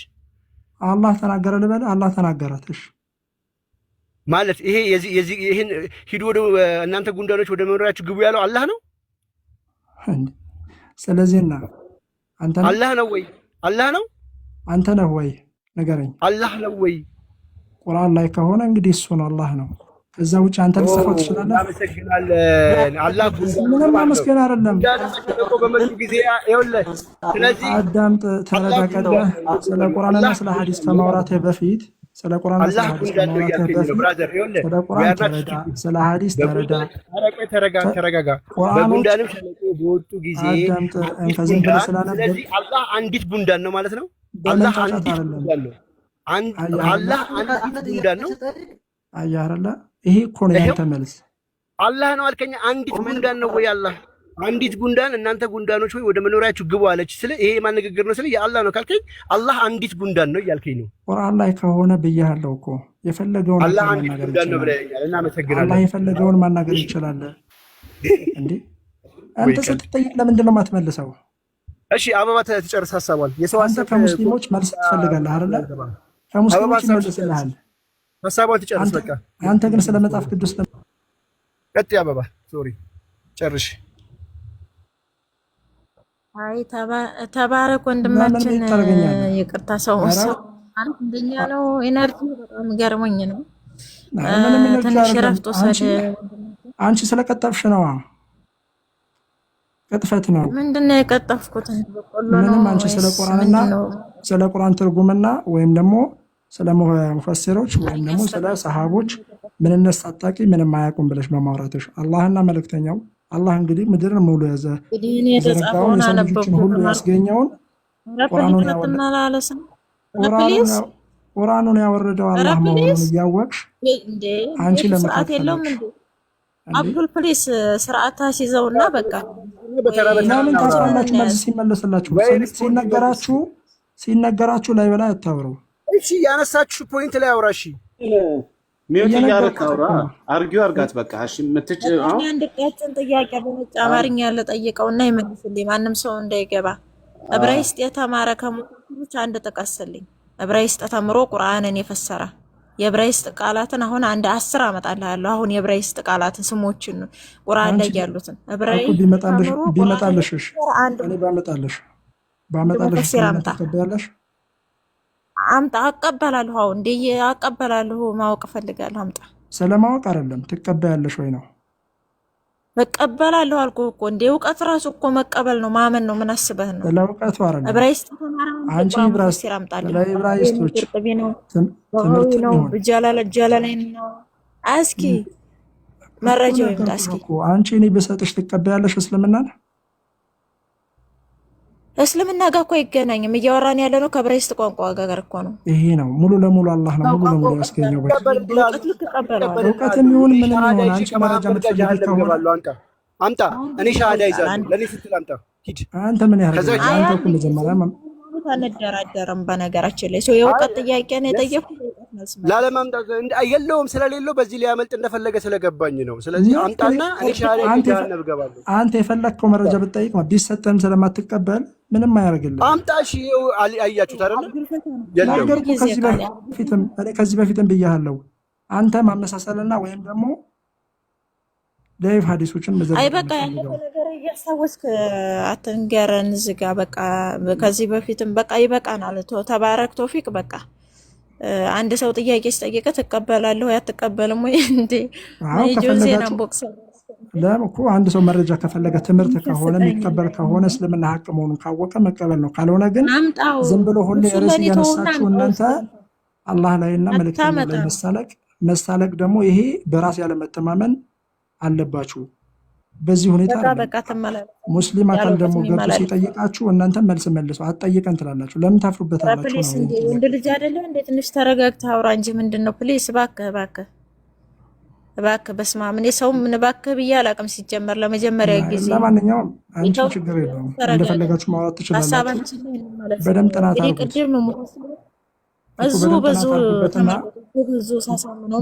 በደንብ ጥናት አድርጉበትና ኢንሻአላህ አላህ ወደ እስልምና ይወፍቃችኋል።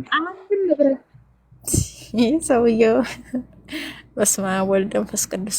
አንድም ዕብራይስጥ ቋንቋ አጥንቶ የፈሰረ ሰው እንደሌለ በደንብ አድርጎ ያውቃል። አንድ ሰው የለም። ከሙፈሲሮች መካከል ፕሊስ የቤቱ ባለቤት ስርዓት ብታስይዘው እና በመረጃ ብንነጋገር አለዛ ለወጣ ነው። አስወርጄዋለሁ ማለት መከባበር ስላለብን አብዱልፈታ ቤት ቢሆንም እንደማትወድ ባቅም ሰው ሊወያይ ከሀሳብ እዚህ ጋር 200 ሰው ተቀምጦ እሷን ተከትሎ እኛን ተከትሎ የመጣ ሰው ልንማር ነው አንተ ጋር የመጣ ነው። አንድ ሰው ደግሞ በግልጽ እያሳወቀ መማርም ማወቅም አይፈልግም። ናውራ እምቢ እሺ አምጣ። እስልምናን ካልተቀበላችሁ አልናገርም እንዴ? ምን ማለት ነው? መልስ የለኝም ማለት ነው። ስለዚህ አስወርደነዋል። በብቃት የሚወያይ ሰው ካለ አስገባ። ቀጥያብት በቃ ወጥቷል። እሱ ባህላዊ ተወያይ ነው። ሲዘመን እንገናኛለን። እሱን ተወው በቃ። እና ሐሳባችንን ስንጠቀልለው ያሲን የሚለው እንግዲህ አላህ የማለበት ከስሞቹ አንዱ ነው ይባላል። ዑለማዎቹ በዚህ ጉዳይ ላይ ተለያይተዋል። ምንም ስምምነት ላይ እንዳልደረሱ ጠበሪ ተናግሯል። ስለዚህ የቁርአን ደግሞ በብዙ ቦታ ቢሊሳኒን አረቢይ ሙቢን ነው የወረደው። ግልጽ በሆነ የአረበኛ ቋንቋ ነው ቁርአን ወደ መሐመድ ሲወርድለት ራሱ በሂብሩ አይደለም ያናገር ወይንም አደበላልቆ በየአይነት ከሲሪያ ቋንቋ ከአረማይ ቋንቋ እያመጣ አይደለም። ለምሳሌ ሱራ 19 ቁጥር 24 ላይ قد جعل ربك تحتك سريا የሚለው ማለት ነው። قد جعل ربك تحتك سريا ሰሪያ የሚለው የሲሪያ ቋንቋ ነው፣ ወንዝ ማለት ነው ብለዋል ሙፈሲሮቹ። አረበኛ አይደለም። አላህ ደግሞ ቀጥታ ያለው ምንድነው? ቁርአንን ግልጽ በሆነ አረበኛ ቋንቋ ነው የወረደው። ቁርአን ሱራ 2695 ብትመለከቱ ማለት ነው ራሱ በሱረቱ ዩሱፍ ላይ ዩሱፍ ቁጥር 10 ምዕራፍ 12 ቁጥር 2 ላይ እኛ ታውቁ ዘንድ አረበኛ ቁርአን ሲሆን በእርግጥ አወረድ ነው ያለው። አረበኛ ብቻ ነው። ዕብራይስጥ ከገቡ ዕብራውያን ናቸው ሊፈስሩት የሚችሉት። ስለዚህ አረቦች በትክክል መጥራት አለባቸው። ቢኒ ቅድም እንዳለው ሙሉ በሙሉ ማምጣት አለባቸው። በምህፃረ ቃል ማምጣት የለባቸውም ልንል አንችልም። ቢኮዝ አያውቁትም። እውቀት ዕብራይስጡ ላይ እውቀት ኢልም የላቸውም የሚለው ከግምት መግባት አለበት። ስለዚህ ያህዌ የሚለውን ያህ ብለው እስራኤላውያን ጃህ ብለው ሲጠሩት ያውቁታል ማን እየጠሩ እንደሆነ። ሙስሊሞች ደግሞ ሰምተው ኤል የሚለውን አመጡት። ኤሎሂም ብለው እስራኤላውያን የሚጠሩበትን የያህዌን ስም ኤል የሚለውን ቁርአን ላይ አመጡት ማለት ነው። ስለዚህ ቁርጡቢ ኤል አላህ ነው ሲል ተሳስቷል ማለት ነው። ኤል የያህዌ ስም ስለሆነ ማለት ነው። ምክንያቱም ነብዩ ኤልያስ በቁርአን ላይ ተጠቅሷል። ነብዩ ኤልያስ ማለት ነው ያህዌ አምላኬ ነው የሚለው ነብይ ተጠርቷል። ስለዚህ ዕብራይስጥ ቃላት ቁርአን ላይ ከገቡ ሊተረጎሙ የሚችሉት በቋንቋቸው ነው። በራሱ በዕብራይስጥ ቃል ነው። ዕብራውያን ናቸው ሊተረጉሙት የሚችሉት። እስራኤላውያን የዕብራይስጥ ቋንቋ ተናጋሪዎች ናቸው። የተረጉሙላቸው ነበር እኮ እንደውም ሐዲስ ላይ ተውራትን ለሙስሊሞች በዕብራይስጥ አንብበው በአረበኛ የተረጎሙት ነበር ተብሏል። ስለዚህ በአረበኛ ለሙስሊሞች ይተረጎም ነበረ ማለት ነው። ስለዚህ ማንም ሙፈሲር ዕብራይስጥን አጥንቶ ቁርአንን የፈሰረ ሙፈሲር የለም። ስለዚህ ኤልያሲን የሚለው በራሱ ኤልያሳውያን ናቸው ወይ? በእውነቱ ኤልያሲን ማለት አብርሃማውያን ያዕቆባውያን እንደሚባለው ኤልያሳውያን ናቸው ወይ ነው። ኤልያስ የሚለው ኤል ያሲን በሚለው አልመጣም ወይ? 37:130 ላይ ይሄ ስም የያህዌ ስም አይደለም ወይ? ምክንያቱም ዕብራይስጥ ነው ኤልያስ የሚለው እያልን ነው ወገኖቼ። ስለዚህ ያሲን የሚለው በትክክል በእርግጠኝነት ትርጉሙ ምን እንደሆነ አልታወቀም። ከፍ ያ አይን ሷድ ምንድነው አሁን የትርጉሙ? አሊፍ ላም ራ አሊፍ ላም ሚም ምንድነው አሁን ይሄ ትርጉሙ? ትርጉም አለው የለውም? ትርጉም አይታወቅም መመላችሁ። ለዛ ነው ያሲንም እንደዛው ነው አይታወቅም። ነገር ግን የያህዌ ስም ቁርአን ላይ በአንድም በሌላም ገብቷል ነው መላችሁ። ቅድም እንዳልኩትኝ ያ አምላክ ስም ገብቷል ቁርአን ላይ። ያ አምላክ ደግሞ የእስራኤላውያን አምላክ ነው። እነ ሙሴን ያናገረ አምላክ ነው ማለት ነው። ያንን ነው ሙስሊሞች እንዲያገኙት የምንፈልገው እኛ። አንድና መጨረሻ መልእክታችን ያ ነው። ለዛ ነው ልጁ ቅድም ትቀበያለሽ አለ። ያውቃል ማንንም ሙፈሲር ዕብራይስጥን እንደማይችል ያውቃል። ማንም ሙፈሲር ነው የምላችሁ ማንም ስለሚያውቅ ነው ያን ያለው። እውቀቱ የላቸውም የምላችሁ ለዛ ነው። እስራኤል ማለት ያለ ባሪያ ነው ብሎ ከመፈሰሩ ውጪ ምን አለማወቅ አለ? ስለዚህ የተለያዩ ስሞችን እነ ዩኑስን እነ ዩሱፍን የተለያዩ ስሞችን ዕብራውያን ከሚሰጧቸው ትርጉም በተለየ የቋንቋው ባለቤቶች ከሚተረጉም በተለየ መልኩ የሌለ ትርጉም እየሰጡ የሚፈስሩ ዑለማዎቻቸው ናቸው። በዛውም ላይ ደግሞ ይለያያሉ፣ አይስማሙበትም ከትርጉሙ ጋር ማለት ነው። በዚህ ላይ እስኪ ሀቢብ ቅድም ደግሞ አንድ ወንድም ገብቶ ነበር። እሱም ቲንግ መረባበሽ ሲበዛ ወጥቷልኝ መሰለኝ። እስኪ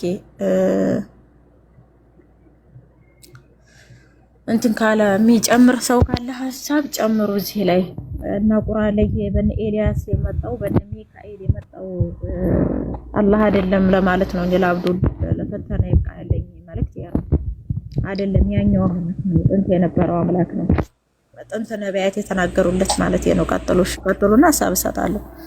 ያ አቢቲ እኔ ቀደም አንቺን አርጊው ላረግ ፈልጌ ሳይሆን እስልምና ጋር ሲሄድ ትርጉም ስለሌለው ነው። አንዳንዶቹ አላህ ያህዌ ነው ብሎ ስለሚናገሩ ማለት ነው። ዝም ብለው ሙፈሲሮችም ዝም ብለው ነው የፈሰሩት ያለ ማስረጃ። ዝም ብለው የሂብሩን ስም እያመጡ በራሳቸው አተረጓጎም ለማስቀመጥ ይሞክራሉ፣ ግን ትክክል አይደለም። የሂብሩ ስም ያስገቡኝ እያሉ ነው። እስኪ ያስገቧቸው። እሺ ይቅርታ፣ እኔ የለኝም ስልጣን፣ አስገቧቸው ስልጣን ያላቸው። እሺ ስለዚህ ያን ስም የሚተረጎመው በራሱ በቃሉ ባለቤት ነው። አበባ የሚለውን ወስዶ አንድ ሰው በእንግሊዝኛ አበባ ማለት እንደዚህ ነው ብሎ የአማርኛውን ቃል በእንግሊዝኛ ሊፈቱ አይችልም። ምክንያቱም ስርወ ቃሉ መሰረቱ አማርኛ ስለሆነ። ስለዚህ እነዚህ ቃሎች ሂብሩ ከሆኑ ሊፈቱ የሚችሉት በዕብራይስጥ ነው እንጂ በአረብኛ አይደለም። የሚለውን የፈታው ቢኒ ቁርጡቢ ዕብራይስጥ ችሎ ነው እስራኤል የሚለውን የፈታው። ዳስዋይ እሱን እኮ ነው እየተናገርኩ ያሉት። ሳይችሉ ይፈታ እነሱ መሲህ የሚለውንም እኮ አምጥተው ማበስ ነው ምናምን ብሎ ለመፍታት ሞክረዋል። ቃሉ በራሱ መሲህ ማለት ዕብራይስጥ ሆኖ በአረብኛ እንደዚህ ነው ሲሉ ሰምተናቸዋል እኮ። ጭራሽ እንዴት ሊሆን ይችላል? የዕብራይስጥ ቃል በአረብኛ ሊፈሰር አይችልም። በአረብኛ ትርጉሙ እንደዚህ ማለት ነው ምናምን ልትይ አትችልም። መሰረቱ ያን ትርጉም ነው ቀጥታ የምትወስጂው። መሲ ማለት በሂብሩ እንደዛ ስለሆነ ያን ቃል በቃል አምጥተሽ ታስቀምጪዋለሽ እንጂ በአረብኛ እንደዚህ ነው ብለሽ ቃሉ መሰረቱ አረብኛ ይመስል ትርጓሜ ልትሰጪያችን እሱን ነው እያልኩ ያለሁት። ቁርጥቢ አሁን ይሄን ነገር ሲናገር ከሄዳ ያ ልክ ነሽ። በጣም ችግር አለ እንጂ ትልቅ ችግር አለ። ሲፈቱ አልገባቸውም። ያ የሚለው የያህዌ ምህጻረ ቃል እንደሆነ ገብቶትም እንደዛም ብሎ ከፈሰረውም ትክክል አይደለም። ምክንያቱም አላህ ያህዌ ስላልሆነ ነው። እና ቁርአናችን ላይ ያህዌ አለ በእስልምና አስተምሮ ኤሎሄም አለ ብለው የሆነ ትምህርት እንዳይዙ ስለምፈልግ ነው። ገብቶሻል? መጠጋጋት ስላለ ነው። አላህ ያህዌ ነው የሚል መጠጋጋት አለ በአንዳንድ ትላልቅ ስኮላሮች ዘንድ ማለት ነው። ግን ይሄ ምንም እስላማዊ መሰረት የለውም። በእስልምና አስተምሮ መሰረት የለውም። ዝም ብለው ቃላትን እየወሰዱ ሙፈሲሮች የተናገሩትን ነገር እንደ ማስረጃ አድርገው ያቀርባሉ። አንዳንድ ሰዎች ሙፈሲሮቹ በራሳቸው እኮ ከየትም አምጥተው ሊፈስሩ አይችሉም። ወይም መለኮታዊ መገለጥ አልተገለጠላቸውም። ስለዚህ የነሱ ትርጓሜ ትክክል ሆኖ ማስረጃ ሆኖ ሊቀርብ አይችልም። ግን አንቺ ለማሳየት የፈለግሽው ገብቶኛል። የያህዌ ስም ቁርአን ውስጥ ገብቷልና ስለዚህ የነቢያት አምላክ እናንተን የሚፈጠረ ያህዌ ነው፣ ወደ ያህዌ ተመለሱ ነው። በአንድም በሌላ መልኩ በስህተትም ቢሆን አስገብተውታል ቁርአን ላይ። ሙፈሲሮችም እንደዚህ ብለው ፈስረውታል። ስለዚህ አላህ ሳይሆን አምላክ ያህዌ ወይም ኤሎሄም ነው። ስለዚህ ያን ተከተሉ ነው። እኔ ግን እሱ ሳይሆን አላህ ያህዌ ነው ብለው የሚመጡ ሰዎች ስላሉ እነሱ ለዚህ ምንም አይነት ማስረጃ ማቅረብ አይችሉም ነው። ያህዌን የአላህ ለመሆኑ ማስረጃ ማቅረብ አይችሉም ነው። ያ በሚለው ተገልጿል፣ ኤል በሚለው መጥቷል ቁርአን ላይ። ያና ኤል በሚል ግን የማን ነው? ማንን ገላጭ ሆኖ ነው የመጣው? ያ ሲመጣ ቁርአን ላይ ኤልያስ የሚለው ማንን ገላጭ ሆኖ ነው የመጣው ነው። እንደ እስልምና አስተምሩ ይሄን ሊመልሱ የሚችሉበት መንገድ አለ? የለም። ወደ ሂብሩ ወደ ክርስትና ብትሄጂ ግን ያህዌን ሊገልጽ ነው ያ የሚለው ሾርት ፎርም ሆኖ ስለገባ ማለት ነው። ኤል የሚለውም ገብርኤል፣ ሚካኤል ምናምን የሚለው ሲገባ በዚሁ ጋር ያሲን ለምን ከኤልያስ ጋር መጣ? ሱራ 36 1 ሱራ 3730 ላይ ለምን መጣ? ያሲን የሚለው ከኤልያስ ጋር ለምን መጣ? ከስሙ ጋር ማለት ነው። እሱን አሁን ለኔ ሚስትሪየስ ነው፣ ሚስጥር ነው። ያሲን ያ ብሎ ሲን አሁን ለምሳሌ ያ የሚለው ያህዌን ይተካል ብዬ ባላስብም ያን እሺ እንቀበላቸው እነሱ። ሲን የሚለው ምንድነው ነው? አሁን ሲን የሚለው እኛ የምናውቀው ከእስልምና በፊት የነበረ ሲን የሚባል ጣዖት እንደነበረ እናውቃለን። ዘሙን ጋድ እሱን ሪፈር ለማድረግ ከሆነ ኦኬ። ያህዌን ግን ሪፈር አድርጎ ብለህ አንብበው በቃ ያስ በለው ያ የሚለው ማለት ነው። ኤልያስ ሙስሊሙን ተቀበሉትና እስኪ ጭቆና እንዳይመስልበት በቃ እኔ እሱን ነው እንጂ አርጊው እያደረኩ አይደለም። ቀጥይ ቢቲ በቃ ችግር የለም። እንኳን ደህና መጣ። ባለቤቱ በታትኖ ያላወጣውና ያ ፈትፍቶ እንትን ያላለውን ነገር በጣም እኛ ፈትፍተን በታትነን አንብቦና እንዲዋላችሁ ትርጉምን ውስጠው በጣም አላችሁ። ሐሳቡ ላይ ከአበባ ጋር ወይ ደግሞ አበባ ባነሳቸው ሐሳብ ላይ አርጊው የምታደርገው ነገር አለ አታክ ደራረብ። ስለዚህ ትክክል ነች አበባ። እኔ አለኝ ትክክል አለች። መልካም እሺ። አንተ ሙባው ከሌለህ ወይ ኤልያስ ነው ኤልዮስ ነው ኤልያስ ነው ኤልያስ። አዎ ኤልያስ ይቀጥል። እሺ ከሷ ጋር ልቀጥል። አንተ ሚታርክ አበባ አለሽ? እንቀጥላለን። ኤልያስ የሚል ነገር አለ እኮ። ኤልያስ የሚል ነገር አለ ቁርአን ላይ? ኤልያስ የሚል ነገር አለ ወይ ቁርአን ላይ? አዎ አለ። ኤልያስ የዕብራይስጥ ቃል ነው አይደል? ያ የዕብራይስጥ ቃል ነው። በአረበኛ ቁርአን ላይ አለ ኤልያስ የሚል ነገር ቁርአን ላይ አለ? አዎ አለ አልኩህ እኮ። ማስረጃ አምጪ። አዎ 37 ሱራ 37 ቁጥር 123 ቃል ክፈትለት ነው። ክፈተው። በጣም ነው ችግር የለም። እሺ ክፈተው።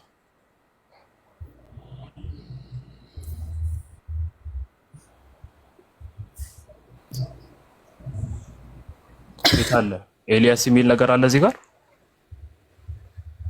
አይታይም እንዴ ወንድም አለ? በአማርኛው አንተ ጣልቃ ተግባል። እሷ ጋር ልጨርስ።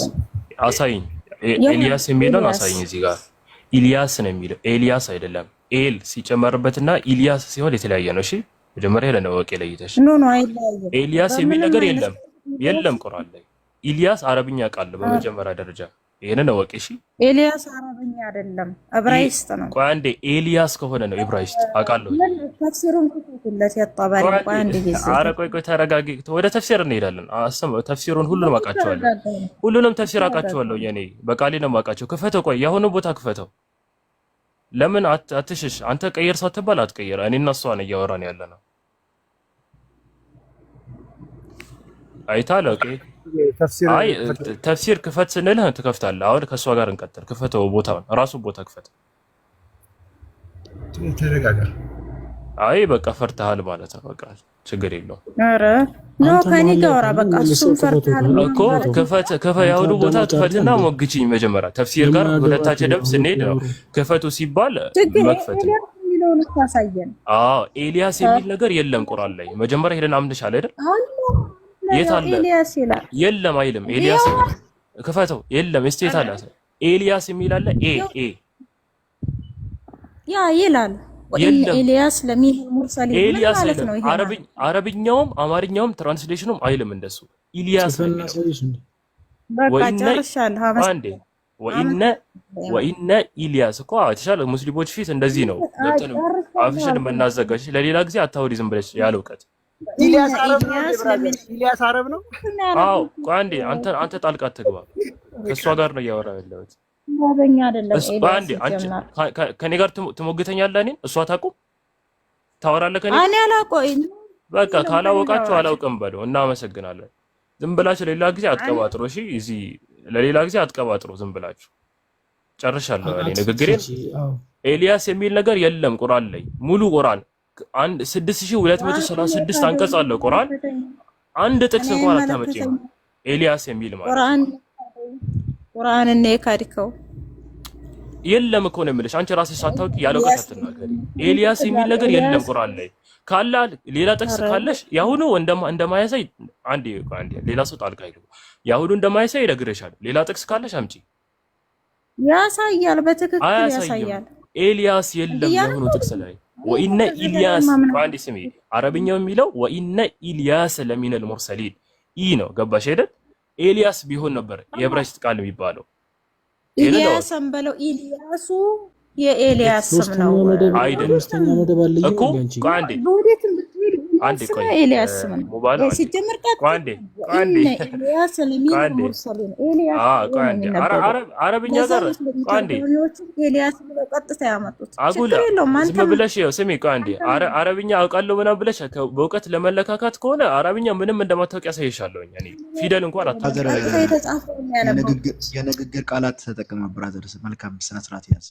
በስርዓት አታወራም እንዴ አንተ? ጣልቃ ማን ገባ አለ ሲጀምር እኮ ስነ ስርዓት ይዘህ አውራ። ንግግር አንተን እልሻለሁ ምናምን። ይሄ እኮ ሆስት አለ፣ ሆስት ያዋራኝ። አንተ ጣልቃ አትገባ እኮ። ቃላቶችን ንግግር ተጠቀም፣ ቃል ተጠቀምና አውራ ነው። እኔ እኮ በማለት የገባሁት ይሄ ልነግርህ ነው። ሰውን እየተቻ ትጠቀም፣ ሰውን እየተቻ ታውራ ነው ብሮ። ለብኝም እኔ ሀቢቢ ምንም። ስለዚህ አውሩ። እኛ በባል አንገባም። አፍሽና ዘጋለሁ፣ ምን አልሽኝ ዘጋለሁ አይባልም። እንደ ትልቅ ሰው አውራ። እሺ ማውራት ከፈለገም ችግር አለው። እያወሩ አንድ ሁለቱ አንተ ምን ችግር የለውም። እሺ አሁን ስመልስላቸው ሊያስወርዱ ስለፈለጉ እሺ በቃ አላወራም። እሺ እንዳሄድ በሰላም በፍቅር እናውራ ነው የተባልከው። አታውቂም ምናምን የሚለው ነገር በቃ አለቀ። እሺ በቃ እሺ አለቀ። ቀጥይ አበባ ቀጥይ። እሺ አበባ አለሽ? ቀጥሉ ይኸው ቀጥሉ አለሽ አለው ቀጥል። ኤልያስ የሚለው እኮ ልልሽ የፈለግኩት አንደኛ ነገር ኤልያስ የሚል ነገር የለም ቁርአን ላይ ነው። ሙሉ ቁርአኑ ላይ አታገኝም። አንደኛ ነገር። ሁለተኛ ነገር ደግሞ ምን ሌላ ጥቅስ አለሽ ወይ? ሌላ ጥቅስ አለሽ? ካለሽ እንይወደስ አንድ ጊዜ አንብበው ይሄን ጥቅስ ክፈት እንለቃለሽ። ክፈተው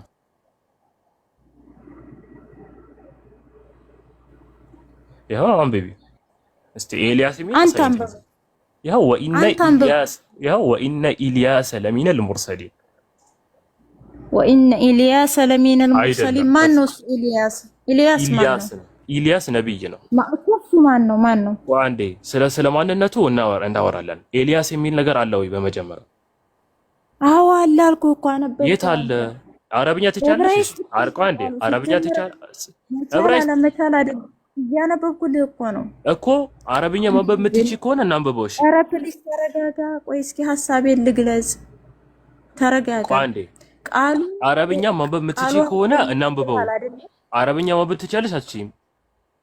አነበብኩት እኮ ካንተ እኩል አነበብኩት እኮ። በጣም ጥሩ። እሺ መጀመሪያ ላይ አንዴ ወንድሜ አሁን አንድ ቆይታችሁ ታወራላችሁ። ቆይ ቆይ አንዴ ጣልቃ አትግባ፣ ሌላ ሰው ጣልቃ ይግባ። እኔና እሷ እንደፈለግን እናወራለን። አንድ ደቂቃ ውሰድና አይደለም ጣልቃ አትግቡ፣ መሀል ላይ አትግባ። አንድ ደቂቃ ውሰድና ተናገር። ከዛ እሷ አንድ ደቂቃ ለምን ሚውት ታረጉታላችሁ? ሚውት አታርጉታ። ማለት ሁለቱ ነው ሚውት ተደረጉት። አንቺን ዝም በይ። እሺ አሁን ቀጥል። አንብብና አሁን ሁሉም ሰው እኮ ዝም ብሎ እንደፈለገ ሊያዘኝ አይደለም የገባሁት እዚህ። እኔ አንዴ እንደፈለጋችሁ መሀል የገባችሁ መረባበሽን ለምን የፈለግከው አንተ? ምን አስፈለገ? መረባበሽን ወደው ነው። አንድ ደቂቃ በቃል እናውራ። ከዛ በኋላ ሰው ትመልሳለች። አትግባ መሀል ላይ ልትመልስ ስትል እያስቸገርክ እኮ ነው አንተ። ቀጥል። አንድ ደቂቃ ቃል በቃል ከእሷ ጋር እናውራ፣ ከአንተ ጋር እናውራ። እሺ እሷ ታቆም። ቃል በቃል እናውራ። ወንድሜ ከእሷ ጋር ታወራለህ፣ ግን መሀል ላይ እየገባ እየረበሽክ አይሆንም። አንድ ደቂቃ ውሰድና አውራ። ከዛ እሷ አንድ ደቂቃ ውስዳ ታወራ። እሺ አላ ኩል ሐል ችግር የለውም። እሺ ደስ ይበላችሁ። ያው ድንገት አሁን እኮ የሆነ ነገር ብናገር አስወረዳችሁ፣ በምክንያት ለማስወረድ ነው፣ ግን ችግር የለውም። እሺ አላ ኩል ሐል እዚህ ጋር አሁን አንቀጹ ላይ ወኢነ ኢልያስ ለሚነል ሙርሰሊን ነው የሚለው ኢልያስ እንጂ ኤልያስ የሚል ነገር የለም፣ በመጀመሪያ ደረጃ ማለት ነው። አረብኛ የምታውቂ ከሆነ አረብኛ አትግቢ፣ ጣልቃ አትግቢ። ኤልያስ አንድ ደቂቃ አልገባሁም እኮ ቃለ ምልልስ እያደረግን አትግቢ፣ ጣልቃ አይመለከትሽም። በቃ ጣልቃ አትግቢ። አልገባሁም እኮ አንተ ድንገት የገባው ወይ ብለሃል አይደል እንዴ? እሺ ቃል በቃል እንሂድ እኮ ኤልያስ አንሄድ፣ ችግር የለብንም። እሺ ቃል በቃል ክፈተው። እሺ ቃል በቃል እንሂድ።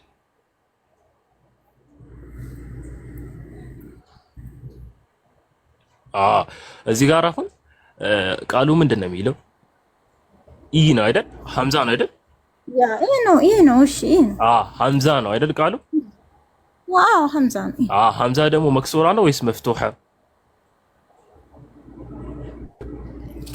ሲድገምልኝ ሐምዛ እዚህ ጋር መክሱራ ነች መፍቱሃ ወይስ መርፉዓ ወይስ መድሙማ? ምንድን ነው ሐምዛ እዚህ ጋር? ኤልያስ መፍቱህ ኧረ ጉድ ሰው ባላ ጉድ ሰው በቃ ጉድ ማለት እዚህ ጋር ነው። መክሱር በቃ አድርግልኝ፣ ዙም አድርግልኝ። እሺ አድርግልኝ። ኤልያስ ከዚህ በላይ አሁን እንዴት ነው እና አሁን ይሄንን እኮ ወይ ጉድ ማለት እዚህ ጋር ነው። ለማንኛውም መክሱር ነች። እሺ እዚች ጋር መክሱር ነች። ኤልያስ ኤልያስ ማን ነው? ኤልያስ ቆይ አንዴ ስለ ማንነቱ እንመጣለን። ግን መጀመሪያ ወቂ እዚህ ጋር አይተሻለ ሐምዛ መጀመሪያ ላይ መክሱር ነች እዚች ጋር ገባሽ አይደል? ስለዚህ ኢ ተብሎ በመጅሩር ነው። ቃይ በአረብኛ ሰዋሰም ምን ቢግ ዲል አድርገህ ሆኖ አየሁኝ አስተካከልኩኝ። በቃ እኮ አይ አረምኩሽ ነው እንጂ አየሁኝ አስተካከልኩሽ ነው አረምኩሽ። ችግር የለውም ዋና ከሷ ተናግራ ነበር። አንተ እየሳክ እኮ እሷ ደግሞ አስተካክላ ሶሪ አልታየኝም ብላ አስተካክላ ነበር። ምናምን ፖለቲካ ሰራ። አንተ ግን እሺ ችግር የለውም ካስተካከለች ዋና ችግር የለውም። ዋና ማስተካከል ግን አድልቃት ክርስቲያኖና ለዚህ ነው ያልማወቋን አንተ ካንተ ጋር እኩል ማውራቷን ደግሞ እያከበርክ አይደለም። እሷ ሁለታችሁም ከፈለጋችሁ እስቲ አረብኛን በተመለከተ እናውራ። ሁለታችሁ አንድ ላይ አራታችሁም እዚህ ጋር ነው። አንተ ግን ዕብራይስጥ ከፍታ አታወራም። አየህ አይደል? ይሄንን ወቅ አይመለከትም። ስለ አረብኛን እያወራን ያለን አይደል? ለአራት ሆናችሁ እስቲ አውሩ ከኔ ጋር። ለአራት ሆናችሁ አረብኛ አይደለም። ለአራት ሆናችሁ አረብኛን በተመለከተ ማለት ለአራት ሆናችሁ ያው እዚህ ጋር ድፍረት ካለ አውራ ከኔ ጋር። ቆይ አንቺ ሚውት አድርጊ። ቃል ስጋ ሆነ ከኔ ጋር ታወራለህ አረብኛን በተመለከተ ወይም ሚውት አድርገው ዝም ብሎ ፖለቲካ አልቃሻ ነገር ወደ ሀሳብ ላይ ግባ። መለሰችልህ ያጀባ ምናምን እያልክ ማለት ነው። ምንም አታውቅም። ሲጀመር ኢላህ የሚለው ሰው አላህ ነው እያልክ ማለት ነው። ኢልያስ ግን ኢ ስለሆነች ኤልያስ አይደለም። ታወራለህ ወይ ከኔ ጋር ታወራለህ? አረብኛን በተመለከተ ድፍረት ካለ አውራ ከኔ ጋር። ሌላ ነገር አታወራ። ድፍረት ካለ አውራ። አረብኛ የሞተ ቋንቋ እኮ ነው። የሞተ ቋንቋ እኮ ነው። አንተ አረብኛ እውቀት ትኩራራለህ። አንዴ የሞተ ሆነ አልሆነ አይደለም። ድፍረት ካለ አውራ ከኔ ጋር ታወራለህ።